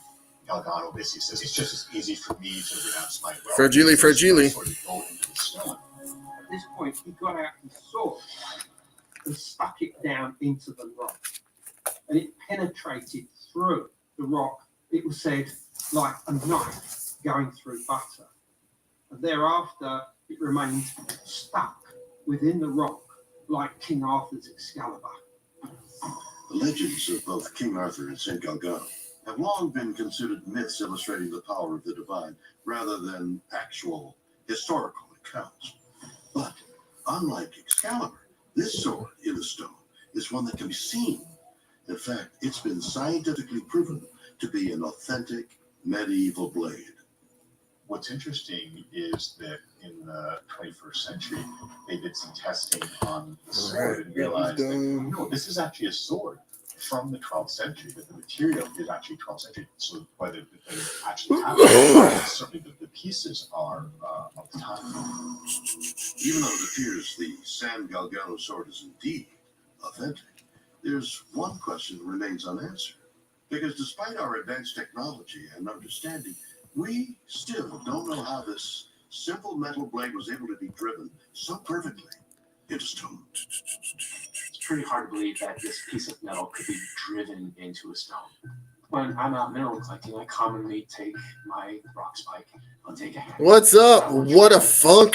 Into stone. When I'm hammering them, I'm pounding and pounding, and the metal is deformed every time I strike it with the hammer. Now, to get a sword into the stone, but on one motion, without any other deformation of the sword taking place, without any deformation of the rock taking place, that would be absolutely miraculous. To become a saint, you have to have miracles that are tested. In Galgano's case, this is the miracle. The rock opens, it accepts the sword, and so you have the sword in this stone. Galgano, just a few years after his death, he is made a saint. I think for religious people, miracles, Beard bros. they're miraculous. Beard bros. There is no explanation for this that's scientific. All right, let's get to Jengharr and Shredd 2 here. Action. Hit this rock a million times on one of those tries, you might go through. From the point of view of the religious, that's not the argument. The argument is that this is miraculous. This is completely outside our understanding of how the world normally is. This is an item of faith. And items of faith are something that affects us deeply, affects us within human consciousness. It's something that we either believe in or we don't. And if we do believe it, it gives it power, it gives it energy, and that's what's important here. And around this strange monument was built a round. Is that in here? And even today, this is the site of pilgrimages. People come from all over Italy. Awesome choices, my man. To this saint and obviously to God as well. Whether or not the sword of San Galgano found its way into the stone through divine intervention or something more mundane, to millions of faithful, it remains an enduring symbol of the power of miracles. But it's one thing to see a symbol of miracles. It's quite another when you're actually able to witness one firsthand. It is pretty damn astonishing. Mexico, April 16th, 1964. Crowds gather as workers prepare to transport one of the largest monolithic statues in the world. 23 feet tall and weighing 160 tons, the massive idol dates back over 1,000 years. And although workers are extremely careful with their preparations as they load it onto the trucks that will carry it, there's palpable tension in the air. Because this is no ordinary statue, but one of the mighty Aztec god, Tlaloc. The Aztec religious system had a vast number of gods. There were water gods and goddesses. There were sky gods and goddesses, fire divinities, and earth divinities. One particularly important sacred god was Tlaloc, a fertility divinity associated with weather and thunder and lightning. So it is feared, but it is also greatly revered because life comes from this. The life-giving waters of the rain come from Tlaloc. More than 25,000 people eagerly went into the night to welcome Tlaloc to his new home in Mexico City after his long journey. But as the trucks Amber winner. The crowd isn't expecting what would arrive along with it. As this statue was erected, suddenly the heavens opened up, and for several days there was intense rain and thunderstorms. Now this was done in the summer months, when in theory there should be very little rain at all. This was so uncharacteristic of this time of year. Rain during the dry season? Most people would see such an occurrence as nothing more than a coincidence. But some believe story was actually a good omen, sent by Tlaloc in response to the warm welcome he received from the Mexican people. Certainly, a lot of people believe that these events, for example, the downpour following the arrival of Tlaloc, are connected. And perhaps they're connected because of the divine force, or perhaps it's actually the believer's belief and their faith that is helping to shape these events. So certainly faith is powerful.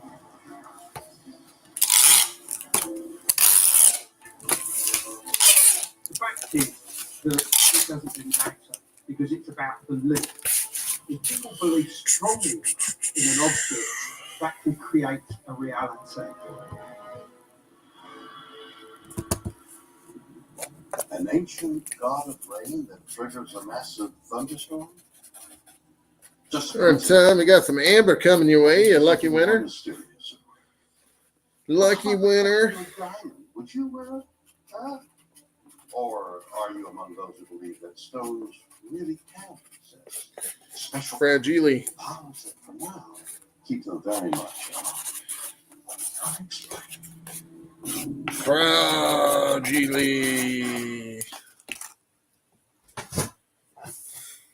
We are flowing right now. Flowing, folks. Creatures of the night. They hide in the shadows. Why are you trying to scare me, Shatner? Drink the blood and tear the flesh. The fuck? Of their human prey. For centuries, mankind has told frightening tales of bloodthirsty vampires and moon-crazed werewolves. But what is it about these two very different monsters that have made them such a large part of our nightmares? Is it because they're also our human? Oh, what, Shatner? That's a crazy face. Gruesome urges they have reported to have also lurk deep inside ourselves. Oh, God. Are you going to turn around with that much drama, man? I wasn't ready for that shit.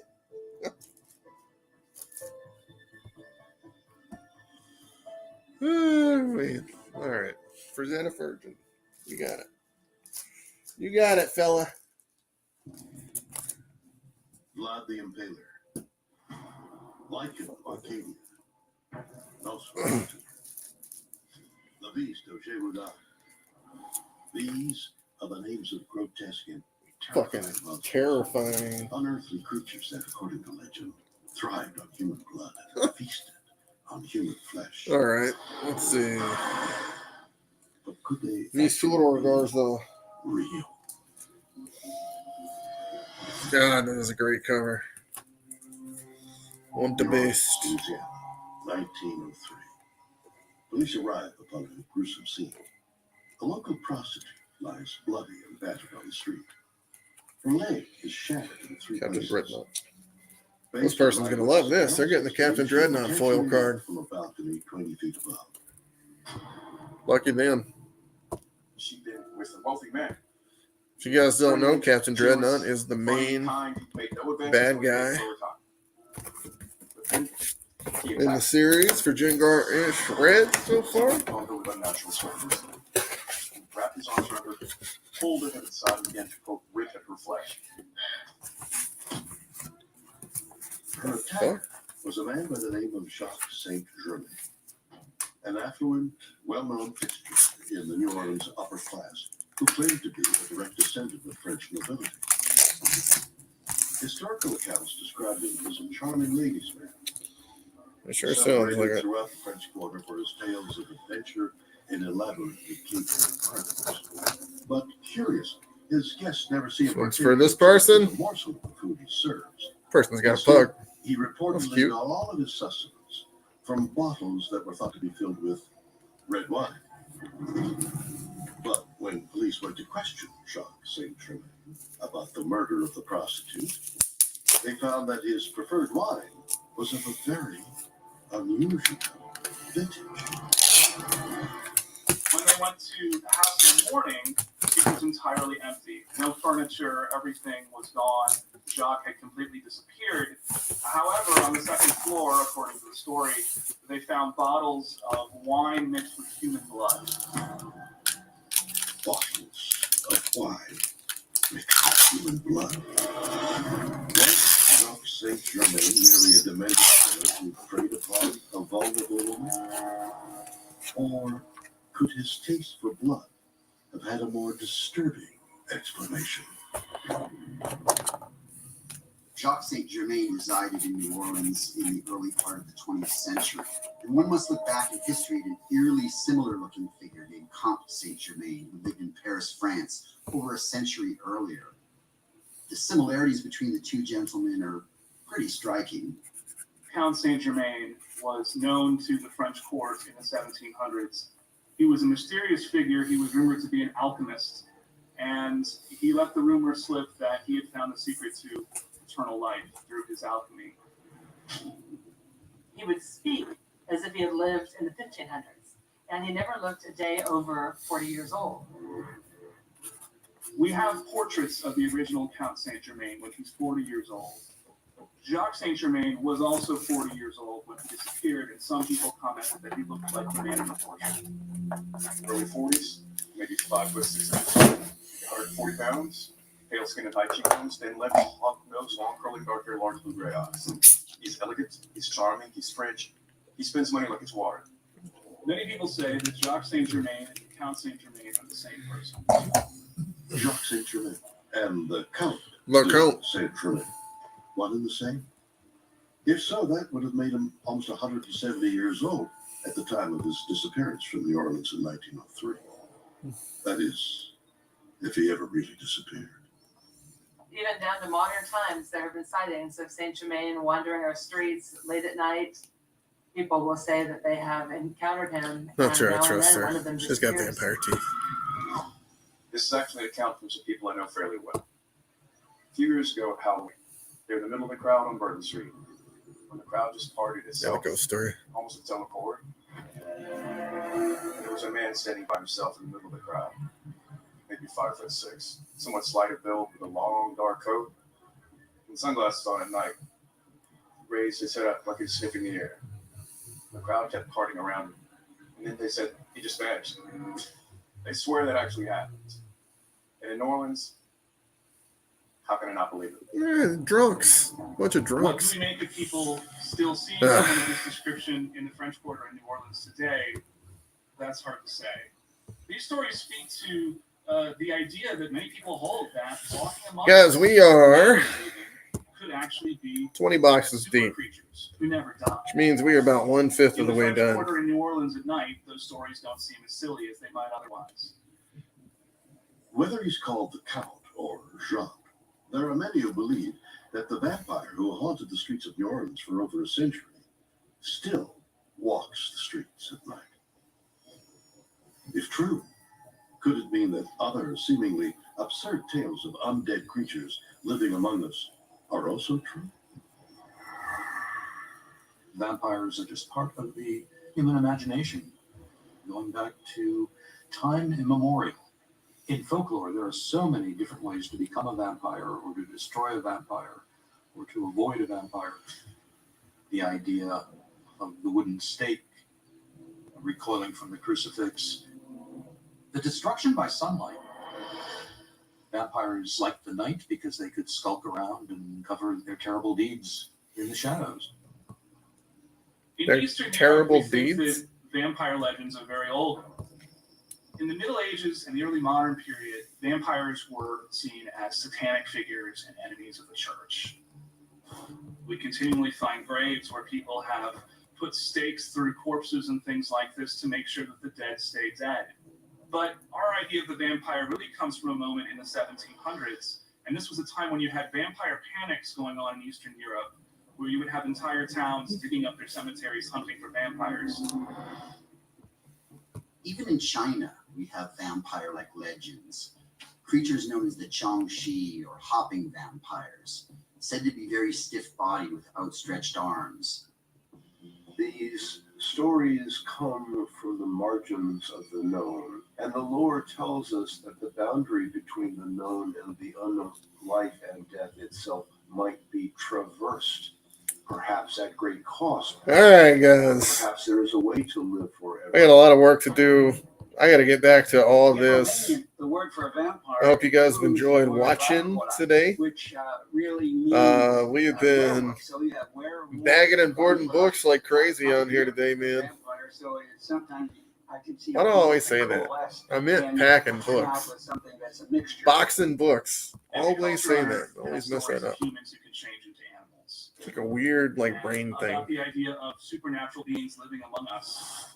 And so instead of seeing an enemy or a nemesis, we see something of ourselves. The werewolf and the vampire merge and morph and inform each other. When Bram Stoker wrote his novel, Dracula had the power to become a wolf. He was a werewolf. He was a blood-sucking vampire. And it was... We're 2 hours and 30 minutes characteristics that he into chose this. that we are still mostly playing with today. 2 hours and 30 minutes into But this. are vampires merely the figments of myth and imagination? I'm not taking a break yet. Perhaps the answer to that question can be found by I'm investigating. going to see if I can take a small break just for a second. But those who I'll be right back, guys. I'm going to throw you guys on a quick intermission. Right. All right. We're just going to... We're going to throw you guys on a quick intermission. Whoo! It has been a crazy day so far, my friends. They've been getting my ass kicked here all day today. Working my butt off for you guys, as you know, all the time.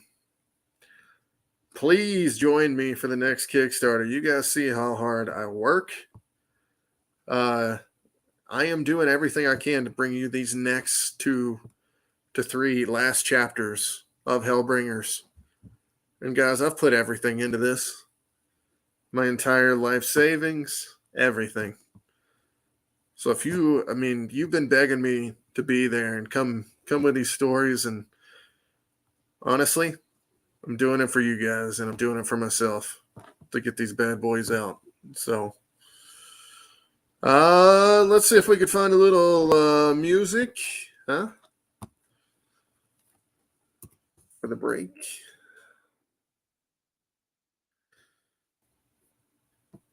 Let's see.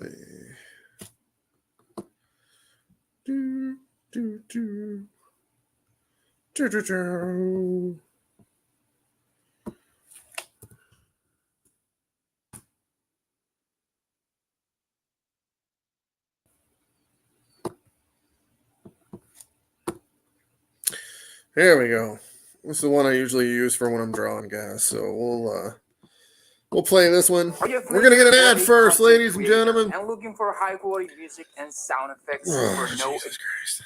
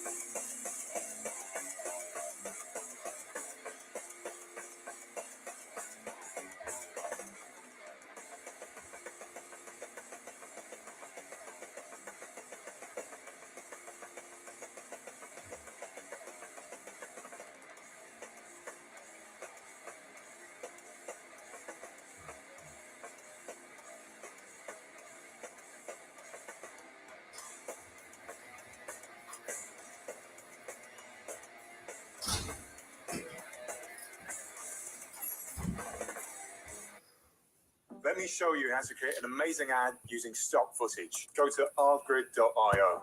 Look at all this great footage.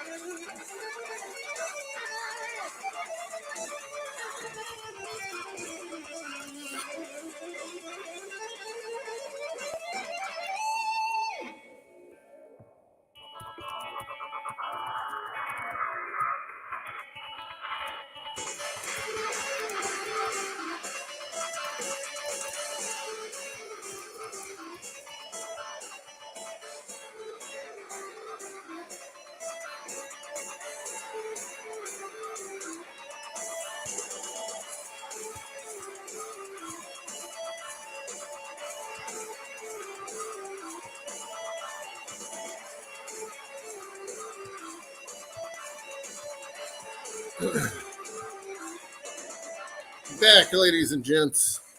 Hope you guys out there are good. Here we go. We're going to bring up the Hellbringers video for 2022 right now before we get back to packing these boxes. Yeah, I only took a little 20-minute break. I had, what did I have for lunch? I made a big breakfast this morning, the bacon and eggs. I figured, hey, no lunch. Because I ate that at like 10:30. So I'm good to go. We're going to turn the music off, get the cameo by Mr. JC going himself. Hope you guys are doing good out there. Hello, all you Hellbringers fans out there. It's me, everybody's favorite Lord and Savior, Jesus. And I just want to take a quick break from my very, very busy schedule of, miracles and, other Jesus duties up here to tell you all about Hellbringers. Yes, the trade paperback collecting the first arc and 5 issues of the hit series that was on Kickstarter this year and is currently getting con exclusives and selling out in every con. It's glorious. But you don't have to take my word for it. But you probably should, though, because, I am, like, the most reputable person, like, ever. Don't get me started on Lucifer the Conqueror. What a shitty husband. I mean, you'd think Adam was pretty shitty for letting Eve go in there and, get all funky with that snake and eating the apples and stuff.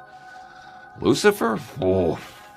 Well, anyways, listen, I'd love to stay, like, rain down blessings, but I'm like the busiest savior ever. And these mansions, they're not going to build themselves. So you stay blessed, okay? Don't forget. Hellbringers. You better get it quick, before it's too late. Gotta go. Love you. Amen.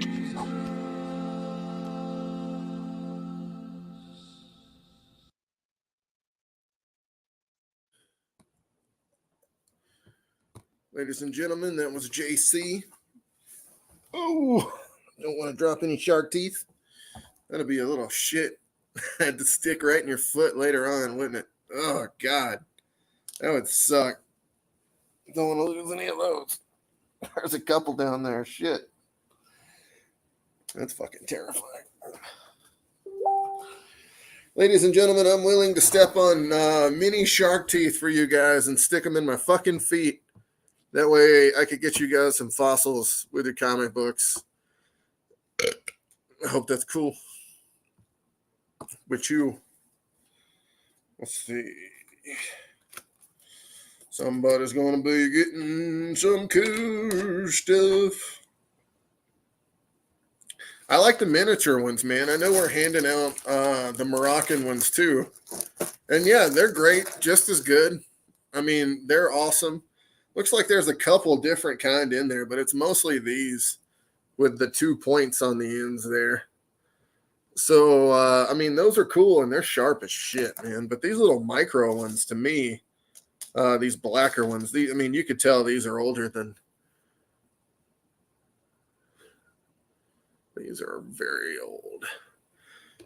Kind of feel like that comes from the South, my old stomping grounds. That's what it feels like. Guys, we got to get some more background going here with the chat. Kentucky, 1995. After a difficult and dysfunctional childhood, 15-year-old Rod Ferrell finds solace in death, the occult, and blood-drenched horror films. At his local high school, Rod discovers a group of kindred spirits, among some outcasts who also enjoy his favorite vampire role-playing games. In the 90s, people stopped being afraid of vampires. They started identifying with them, sometimes very intensely. And I think it was the beginning of a world in which the boundaries between imagination and reality were going to become increasingly blurred. And that can be a dangerous place to be. Anne Rice resurrected what had become a kind of a stale popular culture cliche. She brought back the romanticism, the idea of the vampire as an anti-hero. I think modern people, when they think of vampires, think of Anne Rice's vampires. They think of sexy, dark, aristocratic, tragic characters who live forever and have supernatural powers. Vampires have become protectors rather than just predators in fiction. You have this very powerful creature that desires you so much, and they don't want you to die, but they're willing to kill for you. Rod Ferrell did not grow up. One of my favorite characters, Santa Claus. Like Wolverine's claws, but Santa. We give him that character. LSD and other kinds of psychedelic drugs, and this is a recipe for extreme behavior. He was part of this vampire coven, over which he was sort of the elder or master, if you knew about vampire lore, through the game Vampire the Masquerade. And he began to believe he was some sort of embodiment of some vampire god. What the fuck? There was more of them fucking things? Rod often told him that God, I hope they didn't pour out anywhere. Holy shit, I'm going to lay on a shit ton of fucking shark teeth.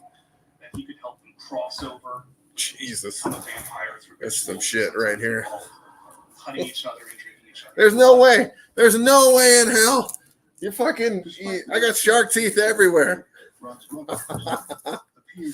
gonna be sitting on shark teeth one of these nights. I'm gonna be like sitting there like, oh, what the fuck was that? Oh, it's a shark tooth that I fucking packed up for these guys. His mother was fascinated by his vampire role. Ugh. He could assume for himself or his friend. She wanted to play too. And in this case, instead of guiding her son, there was this kind of game going on between them, which ultimately became toxic.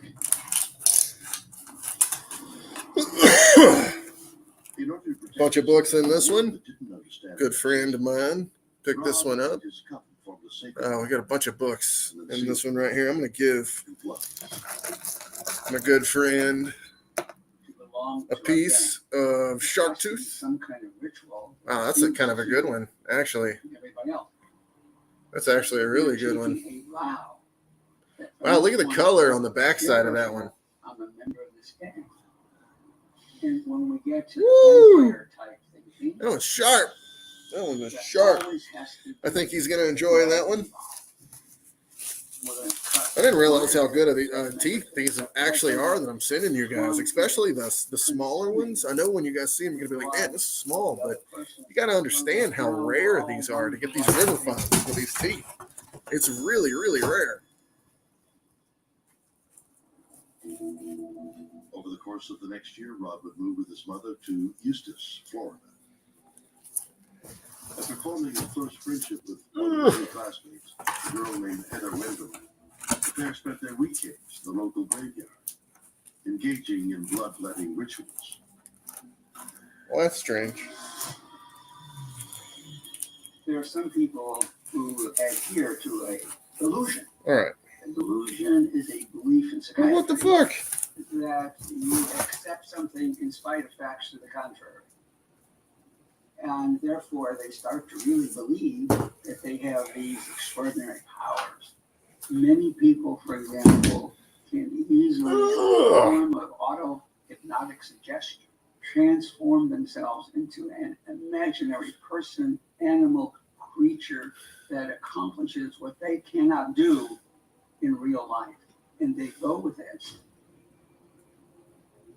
November 25th, 1996.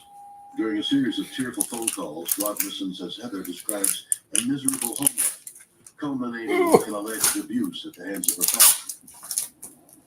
Enraged that his close friend has been mistreated, Rod and 3 members of his clan rush to her aid. All right. Mr. John. The group arrived at the home of... Love that dude. One of the best cover artists we've ever had for Hellbringers. Ever. They came into the church where Ron found a crowbar, which he took with him. When he went inside, he found Heather's father asleep on the couch.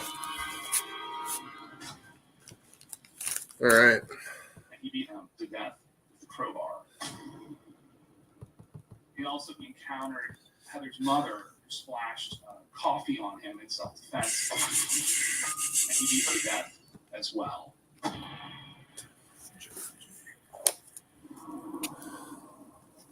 In the aftermath of the horrific killings, Rod was convicted of first-degree murder. Sociologists who study adolescent crime have framed this as a kind of game that gets out of hand. I think that Ron Farrell and his friends had a kind of game where they played the role of vampires until they reached irrevocable consequences when Ron Farrell sort of got caught up in his role and murdered the Wendorfs. This is a little bit like putting on a Halloween mask and then discovering that you can never take it off. Oh, it's suck, wasn't it? If you still don't believe that vampires really do exist, then what would you say to someone who drinks human blood? Not only because he has a strange desire to do so, but also because he claims he needs it. Fragile. Fragile. New Orleans, Louisiana. Fragile. All right. There's another one. I need another box. My friends call me Czar. Need another box. 54 Gotta years get another old. box. Been drinking blood since I was 11. What the fuck? What is wrong with this guy? At 11 years old, things started changing for me. I was short, brown, and always sickly. And one of my uncles. That What a was weirdo. strong, Why does he drink blood? What the fuck? me and my sister. And something snapped. And I went charging. And he was bigger and stronger, and he pinned my arms down to my side. What?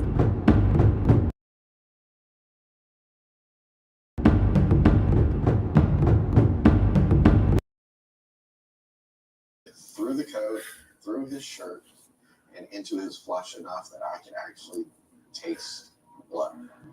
Why is this a thing? Why is this guy on TV like this is something cool? This is fucking weird. I suddenly came alive. Do I really need the blood? All right, anyways. I do. And I'm gone without for lengths of time.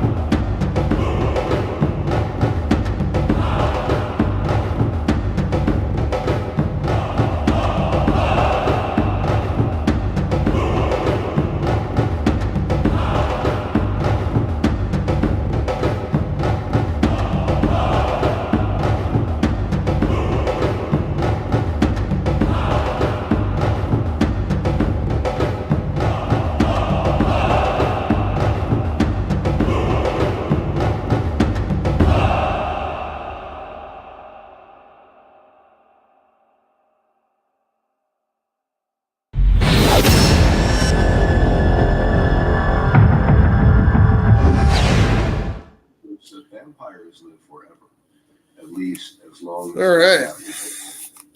That, of course, is a great. Somebody got a little shark tooth on that The one. power and fascination of the story is, how do I live forever?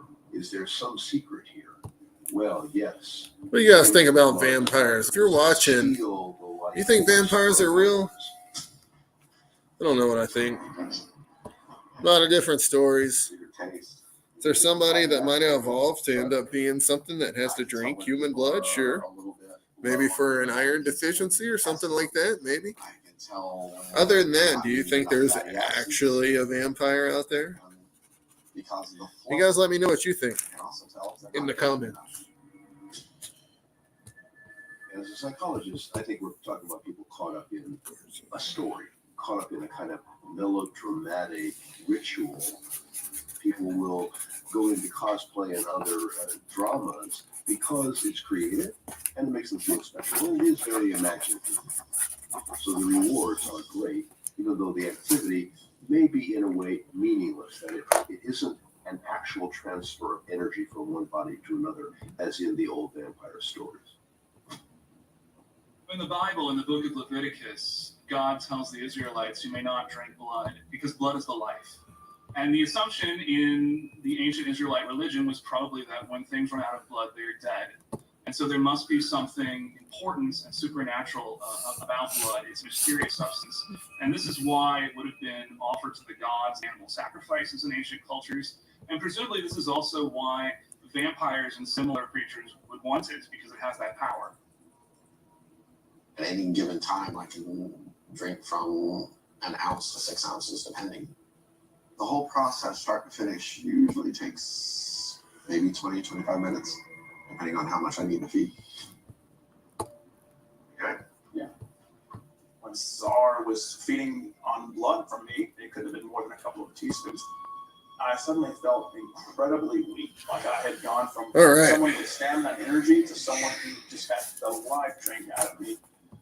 They usually feed 2 to 3 times a week, and I have 4 different donors. So weird. I Whole don't thing's want weird. to take too much from any one person. But whatever. Balthazar claims that drinking blood helps him feel energized and alive. Whatever. Without regular feeding, he believes that he and those like him would not be able to survive. But is Balthazar simply the delusional? Dude, the name is Balthazar, is that right? Dracula fixation? Or is there an actual physiological benefit to his consumption of human blood? There have been some medical conditions that people have thought or theorized maybe this is where we get human vampires. They are anemic, where they need blood to sustain themselves, but they also have the skin condition where they can't be out in the sun.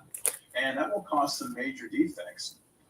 In some of the studies about why someone would seek blood, the closest that we can see medically is they have iron deficiency anemia. And so Sounds like what I was talking about, folks. I could get some source of iron, heme, that I would feel stronger instead of feeling without any energy. That makes some kind of sense at some level. The hunger never fully goes away. The thirst, whatever you want to call it. And that hunger is always there.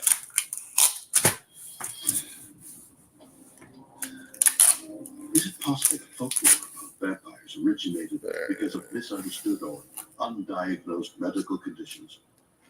Or is a vampire's insatiable appetite for blood due to a supernatural hunger? Perhaps the answer can be found not by examining vampires, but a different and related type of human monster. Werewolves. Uinta County, Utah. Here on 512 acres of land lies a remote cattle ranch. But according to local legends, That's kind of creepy. This desert landscape is also home to a creature of unspeakable evil. A creature known as the Skinwalker.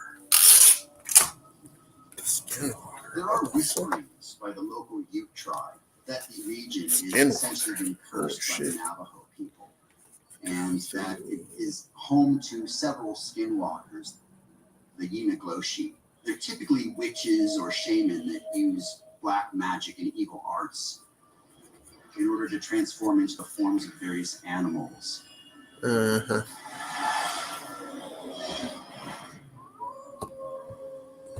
The youth to this day are very respectful. They're very mindful. Matter of fact, they stay at an arm's length from the squanch. They firmly believe that this is cursed and that this concentration. Fragile. That's how you write fragile right there, folks. Just in case you were wondering, this is how you do it. If the guy's always asking for tips, that's fragile right there in a nutshell, folks. Also, this cover right here is a Stephen Palava cover, guys. The locals on the reservation, they won't talk about it because even mentioning the name of the Skinwalker invites these things in. Skinwalkers.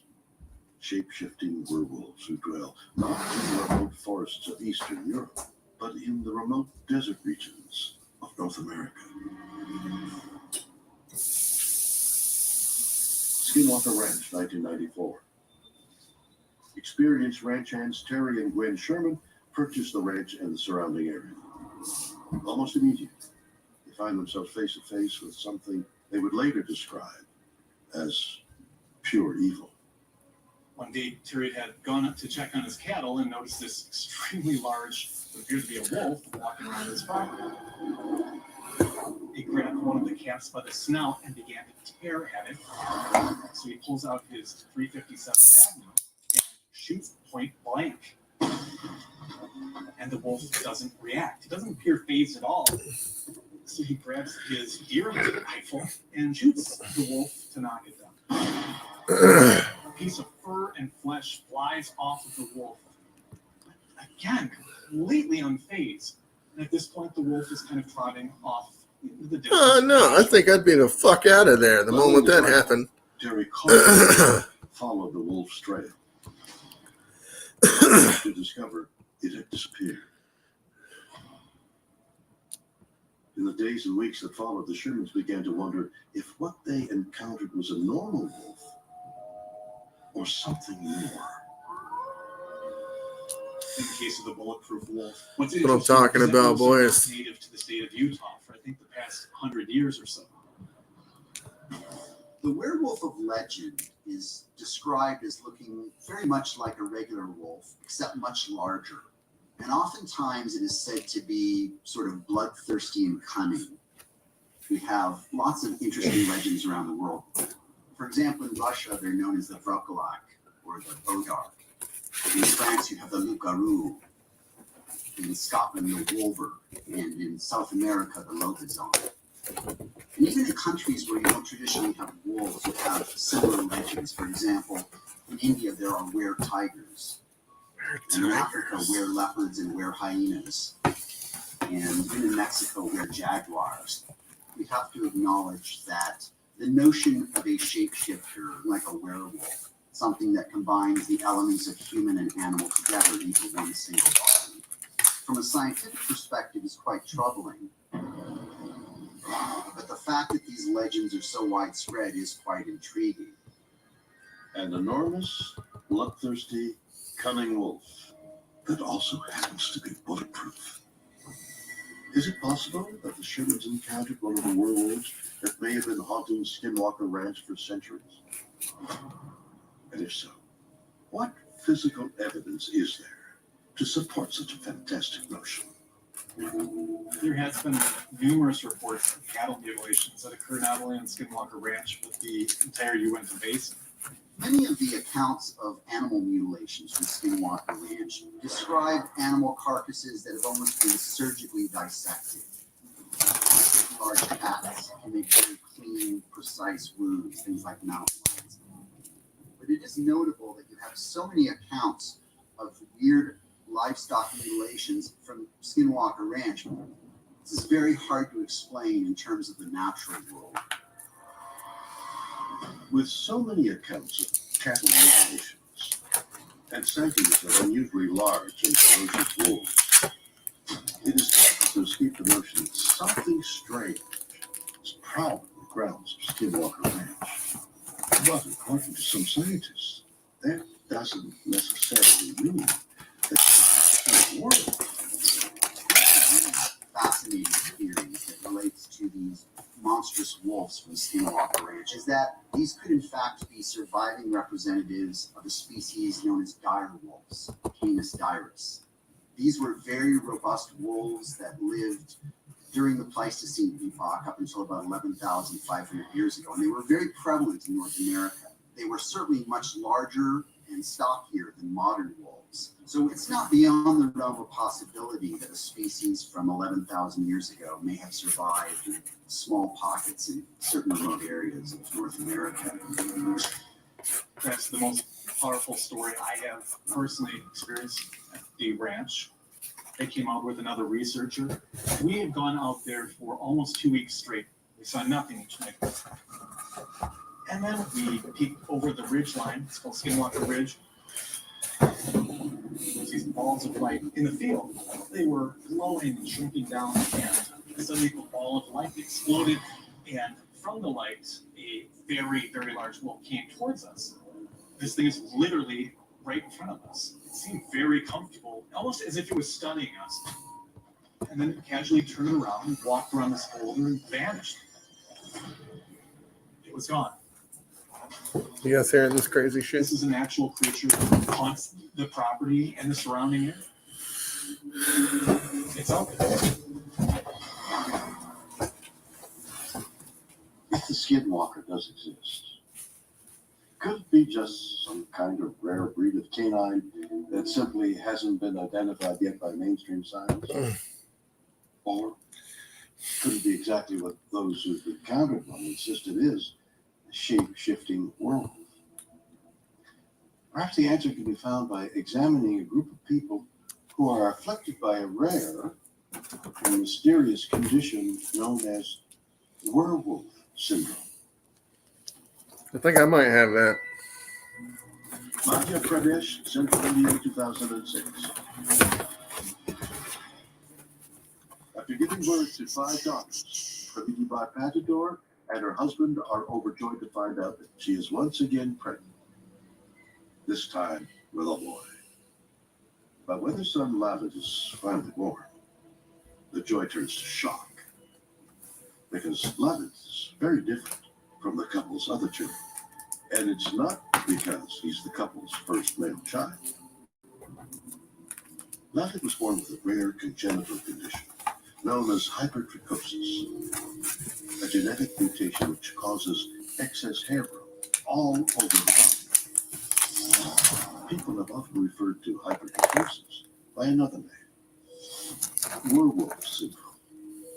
In the case of hypertrichosis, you can have a tremendous amount of hair either on your face or on your arm or another part of the body that almost looks like fur. That is just a rare kind of mutation. And people would right away jump to a conclusion, this is a wolf. Could the age-old tales about werewolves simply be due to ancient ignorance about genetic mutations? Centuries ago, there were all types of monsters. These were generally people that were born with different genetic deformities or congenital defects. You have things such as atavisms. And atavism is an ancient trait that surfaces randomly. For example, there are humans that are born with tails. It's very rare, but it does happen. Some believe the reason we're so intensely fascinated by such physics is that they have a face to our innermost fears. I think it's human nature for people to fear what they don't understand. So in that respect, when someone encounters an individual with hypertrichosis, it's very easy to sort of build that person into a monster. In the 19th century, the sideshow, the freak show, was a very big part of American popular culture.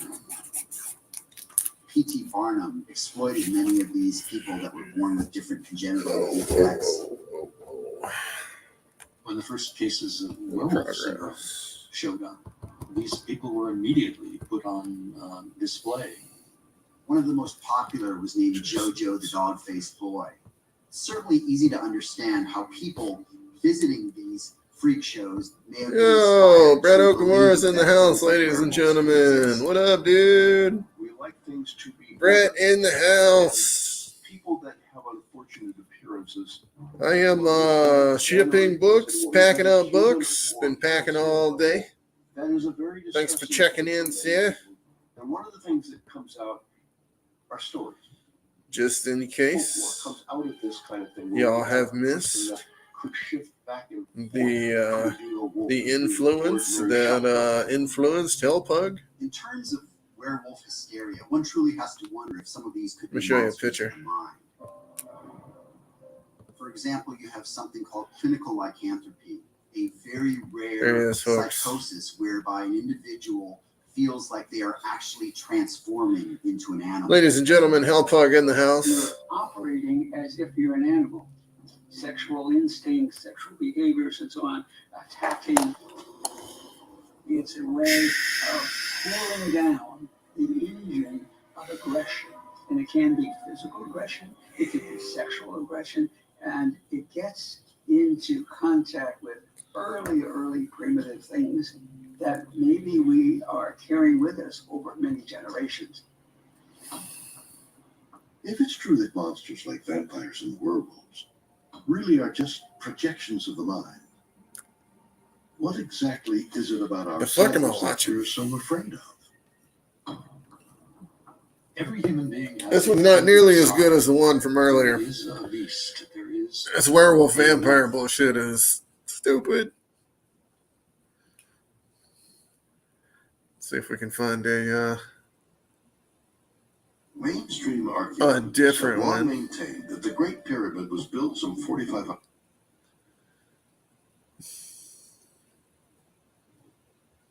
It's gotta be one that can make me think a little more. I like the ones that make me think.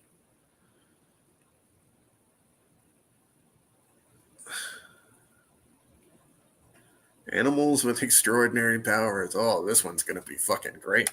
Let's hear William Shatner explain this shit, ladies and gentlemen. Guys, I don't know if you know this, but I actually got taken to the front of the line for the William Shatner line for Colorado Springs Comic Con one year. That was the coolest shit ever. Love that dude. That was cool. All right. Let's see. What else can I show you? Guys, don't forget Mr. Louis Perry. This guy right here. My co-host on Friday nights. That guy just got on the Roku channel with the Angry Geeks. Congrats to Louis, man. How fucking crazy is that? He's going to be all over the world, ladies and gentlemen. All over the world now. Which I think is awesome. Currently shipping the LA covers, ladies and gents. It's a fun time. We got a lot in that box right there. There's a lot.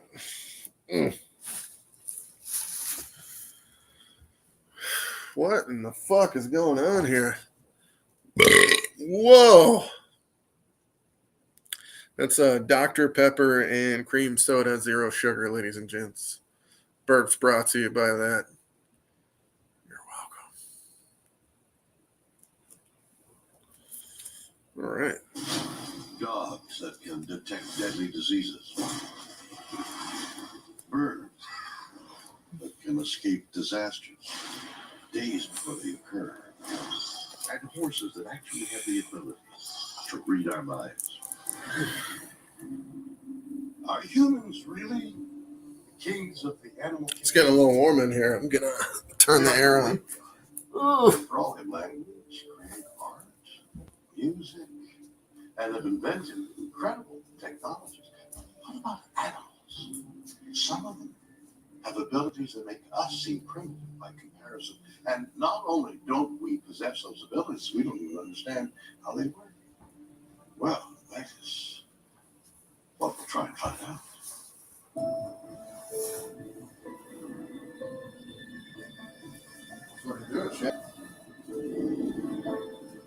Shatner. For centuries, mankind has had a unique relationship with horses. A horse and its rider can often form a unique bond. So strong that they eventually become attuned to each other's I wants. feel like this dude's been watching too many Westerns. Those, like myself, spend so much time The living room setup even hurts, man. Medina is telling me I got something wrong with my sciatic nerve, which is some kind of thing in my lower back. Let's add that to the list, but I've been trying to be positive about everything since we've got back from Hawaii. I'm trying to trick my mind into thinking there's nothing wrong. That way it just heals everything and I get to live a pretty long life. That's the goal. Speed that we don't see in other animals. The muscles are massive. The bones of the spine along the back, the upper leg bones are fairly strong, so their superstructure is pretty substantial.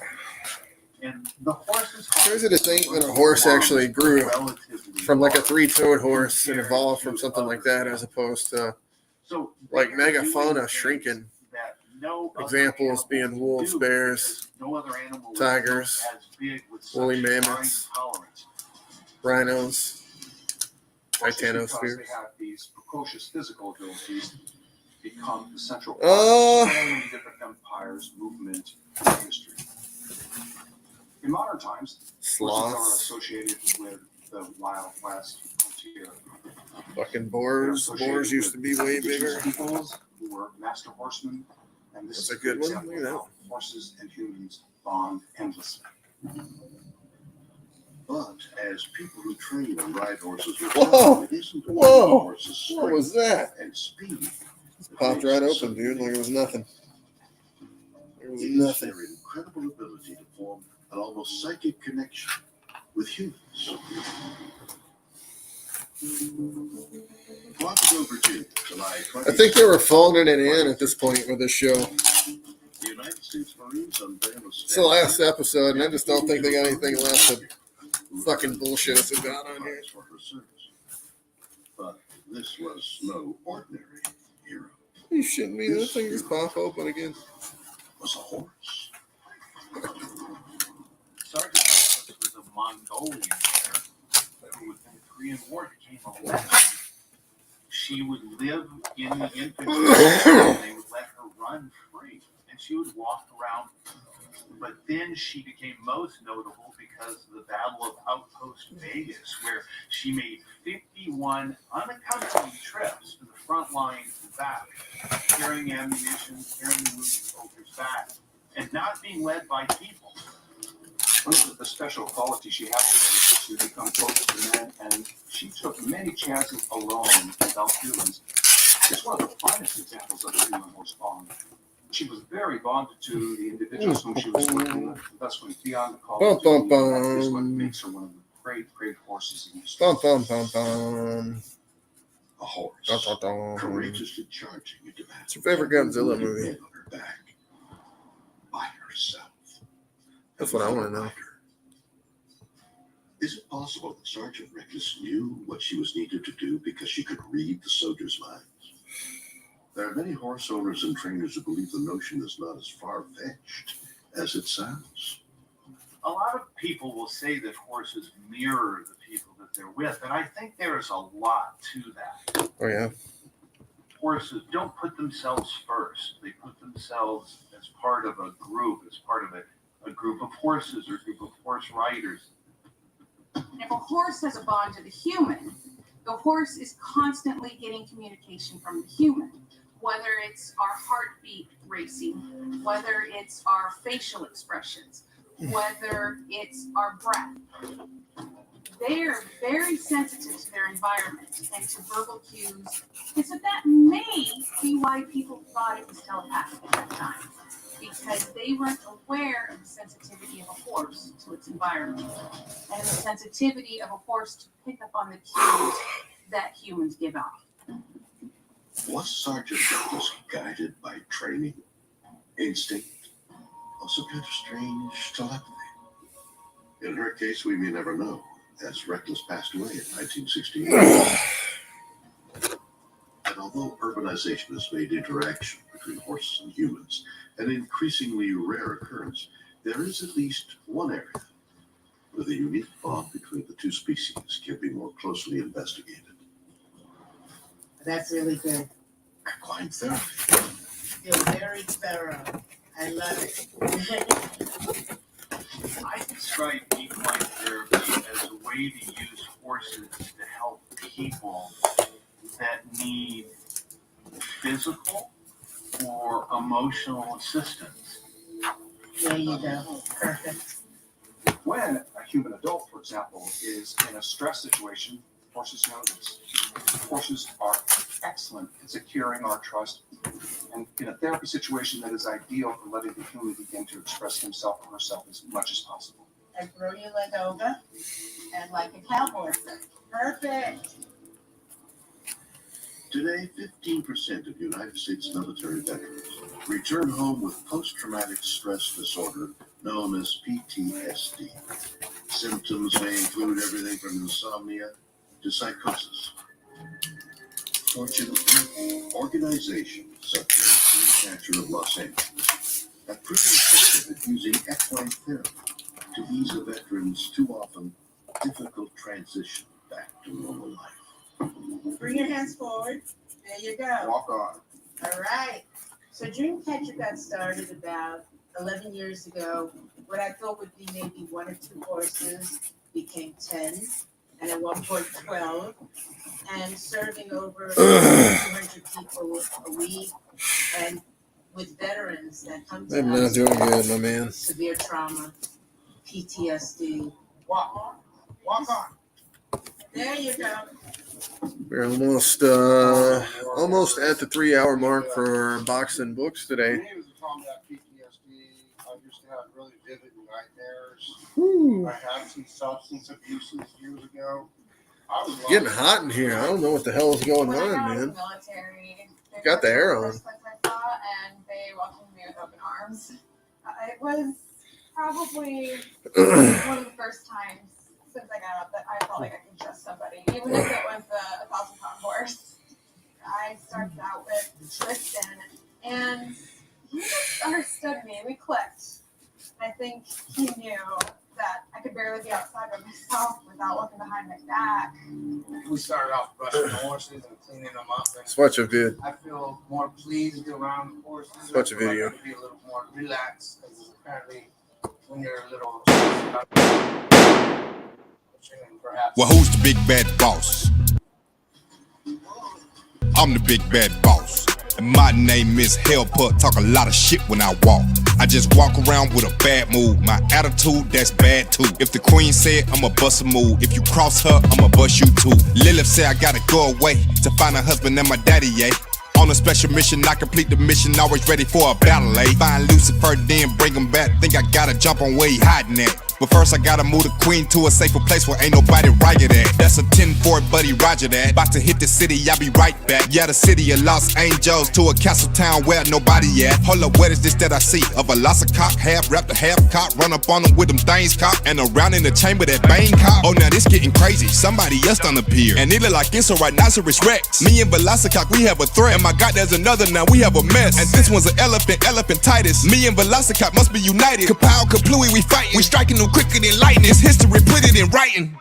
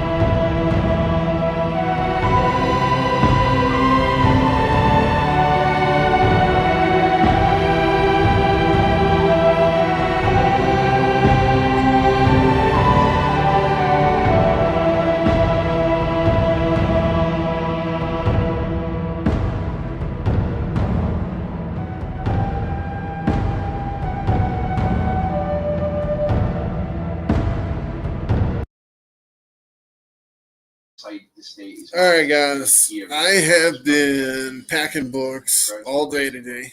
I don't know what's going on here. I am feeling a little rough. I got to take it easy for a little bit, so that's what I'm going to go do. I'm going to push myself a little too hard on this one. I know what I said.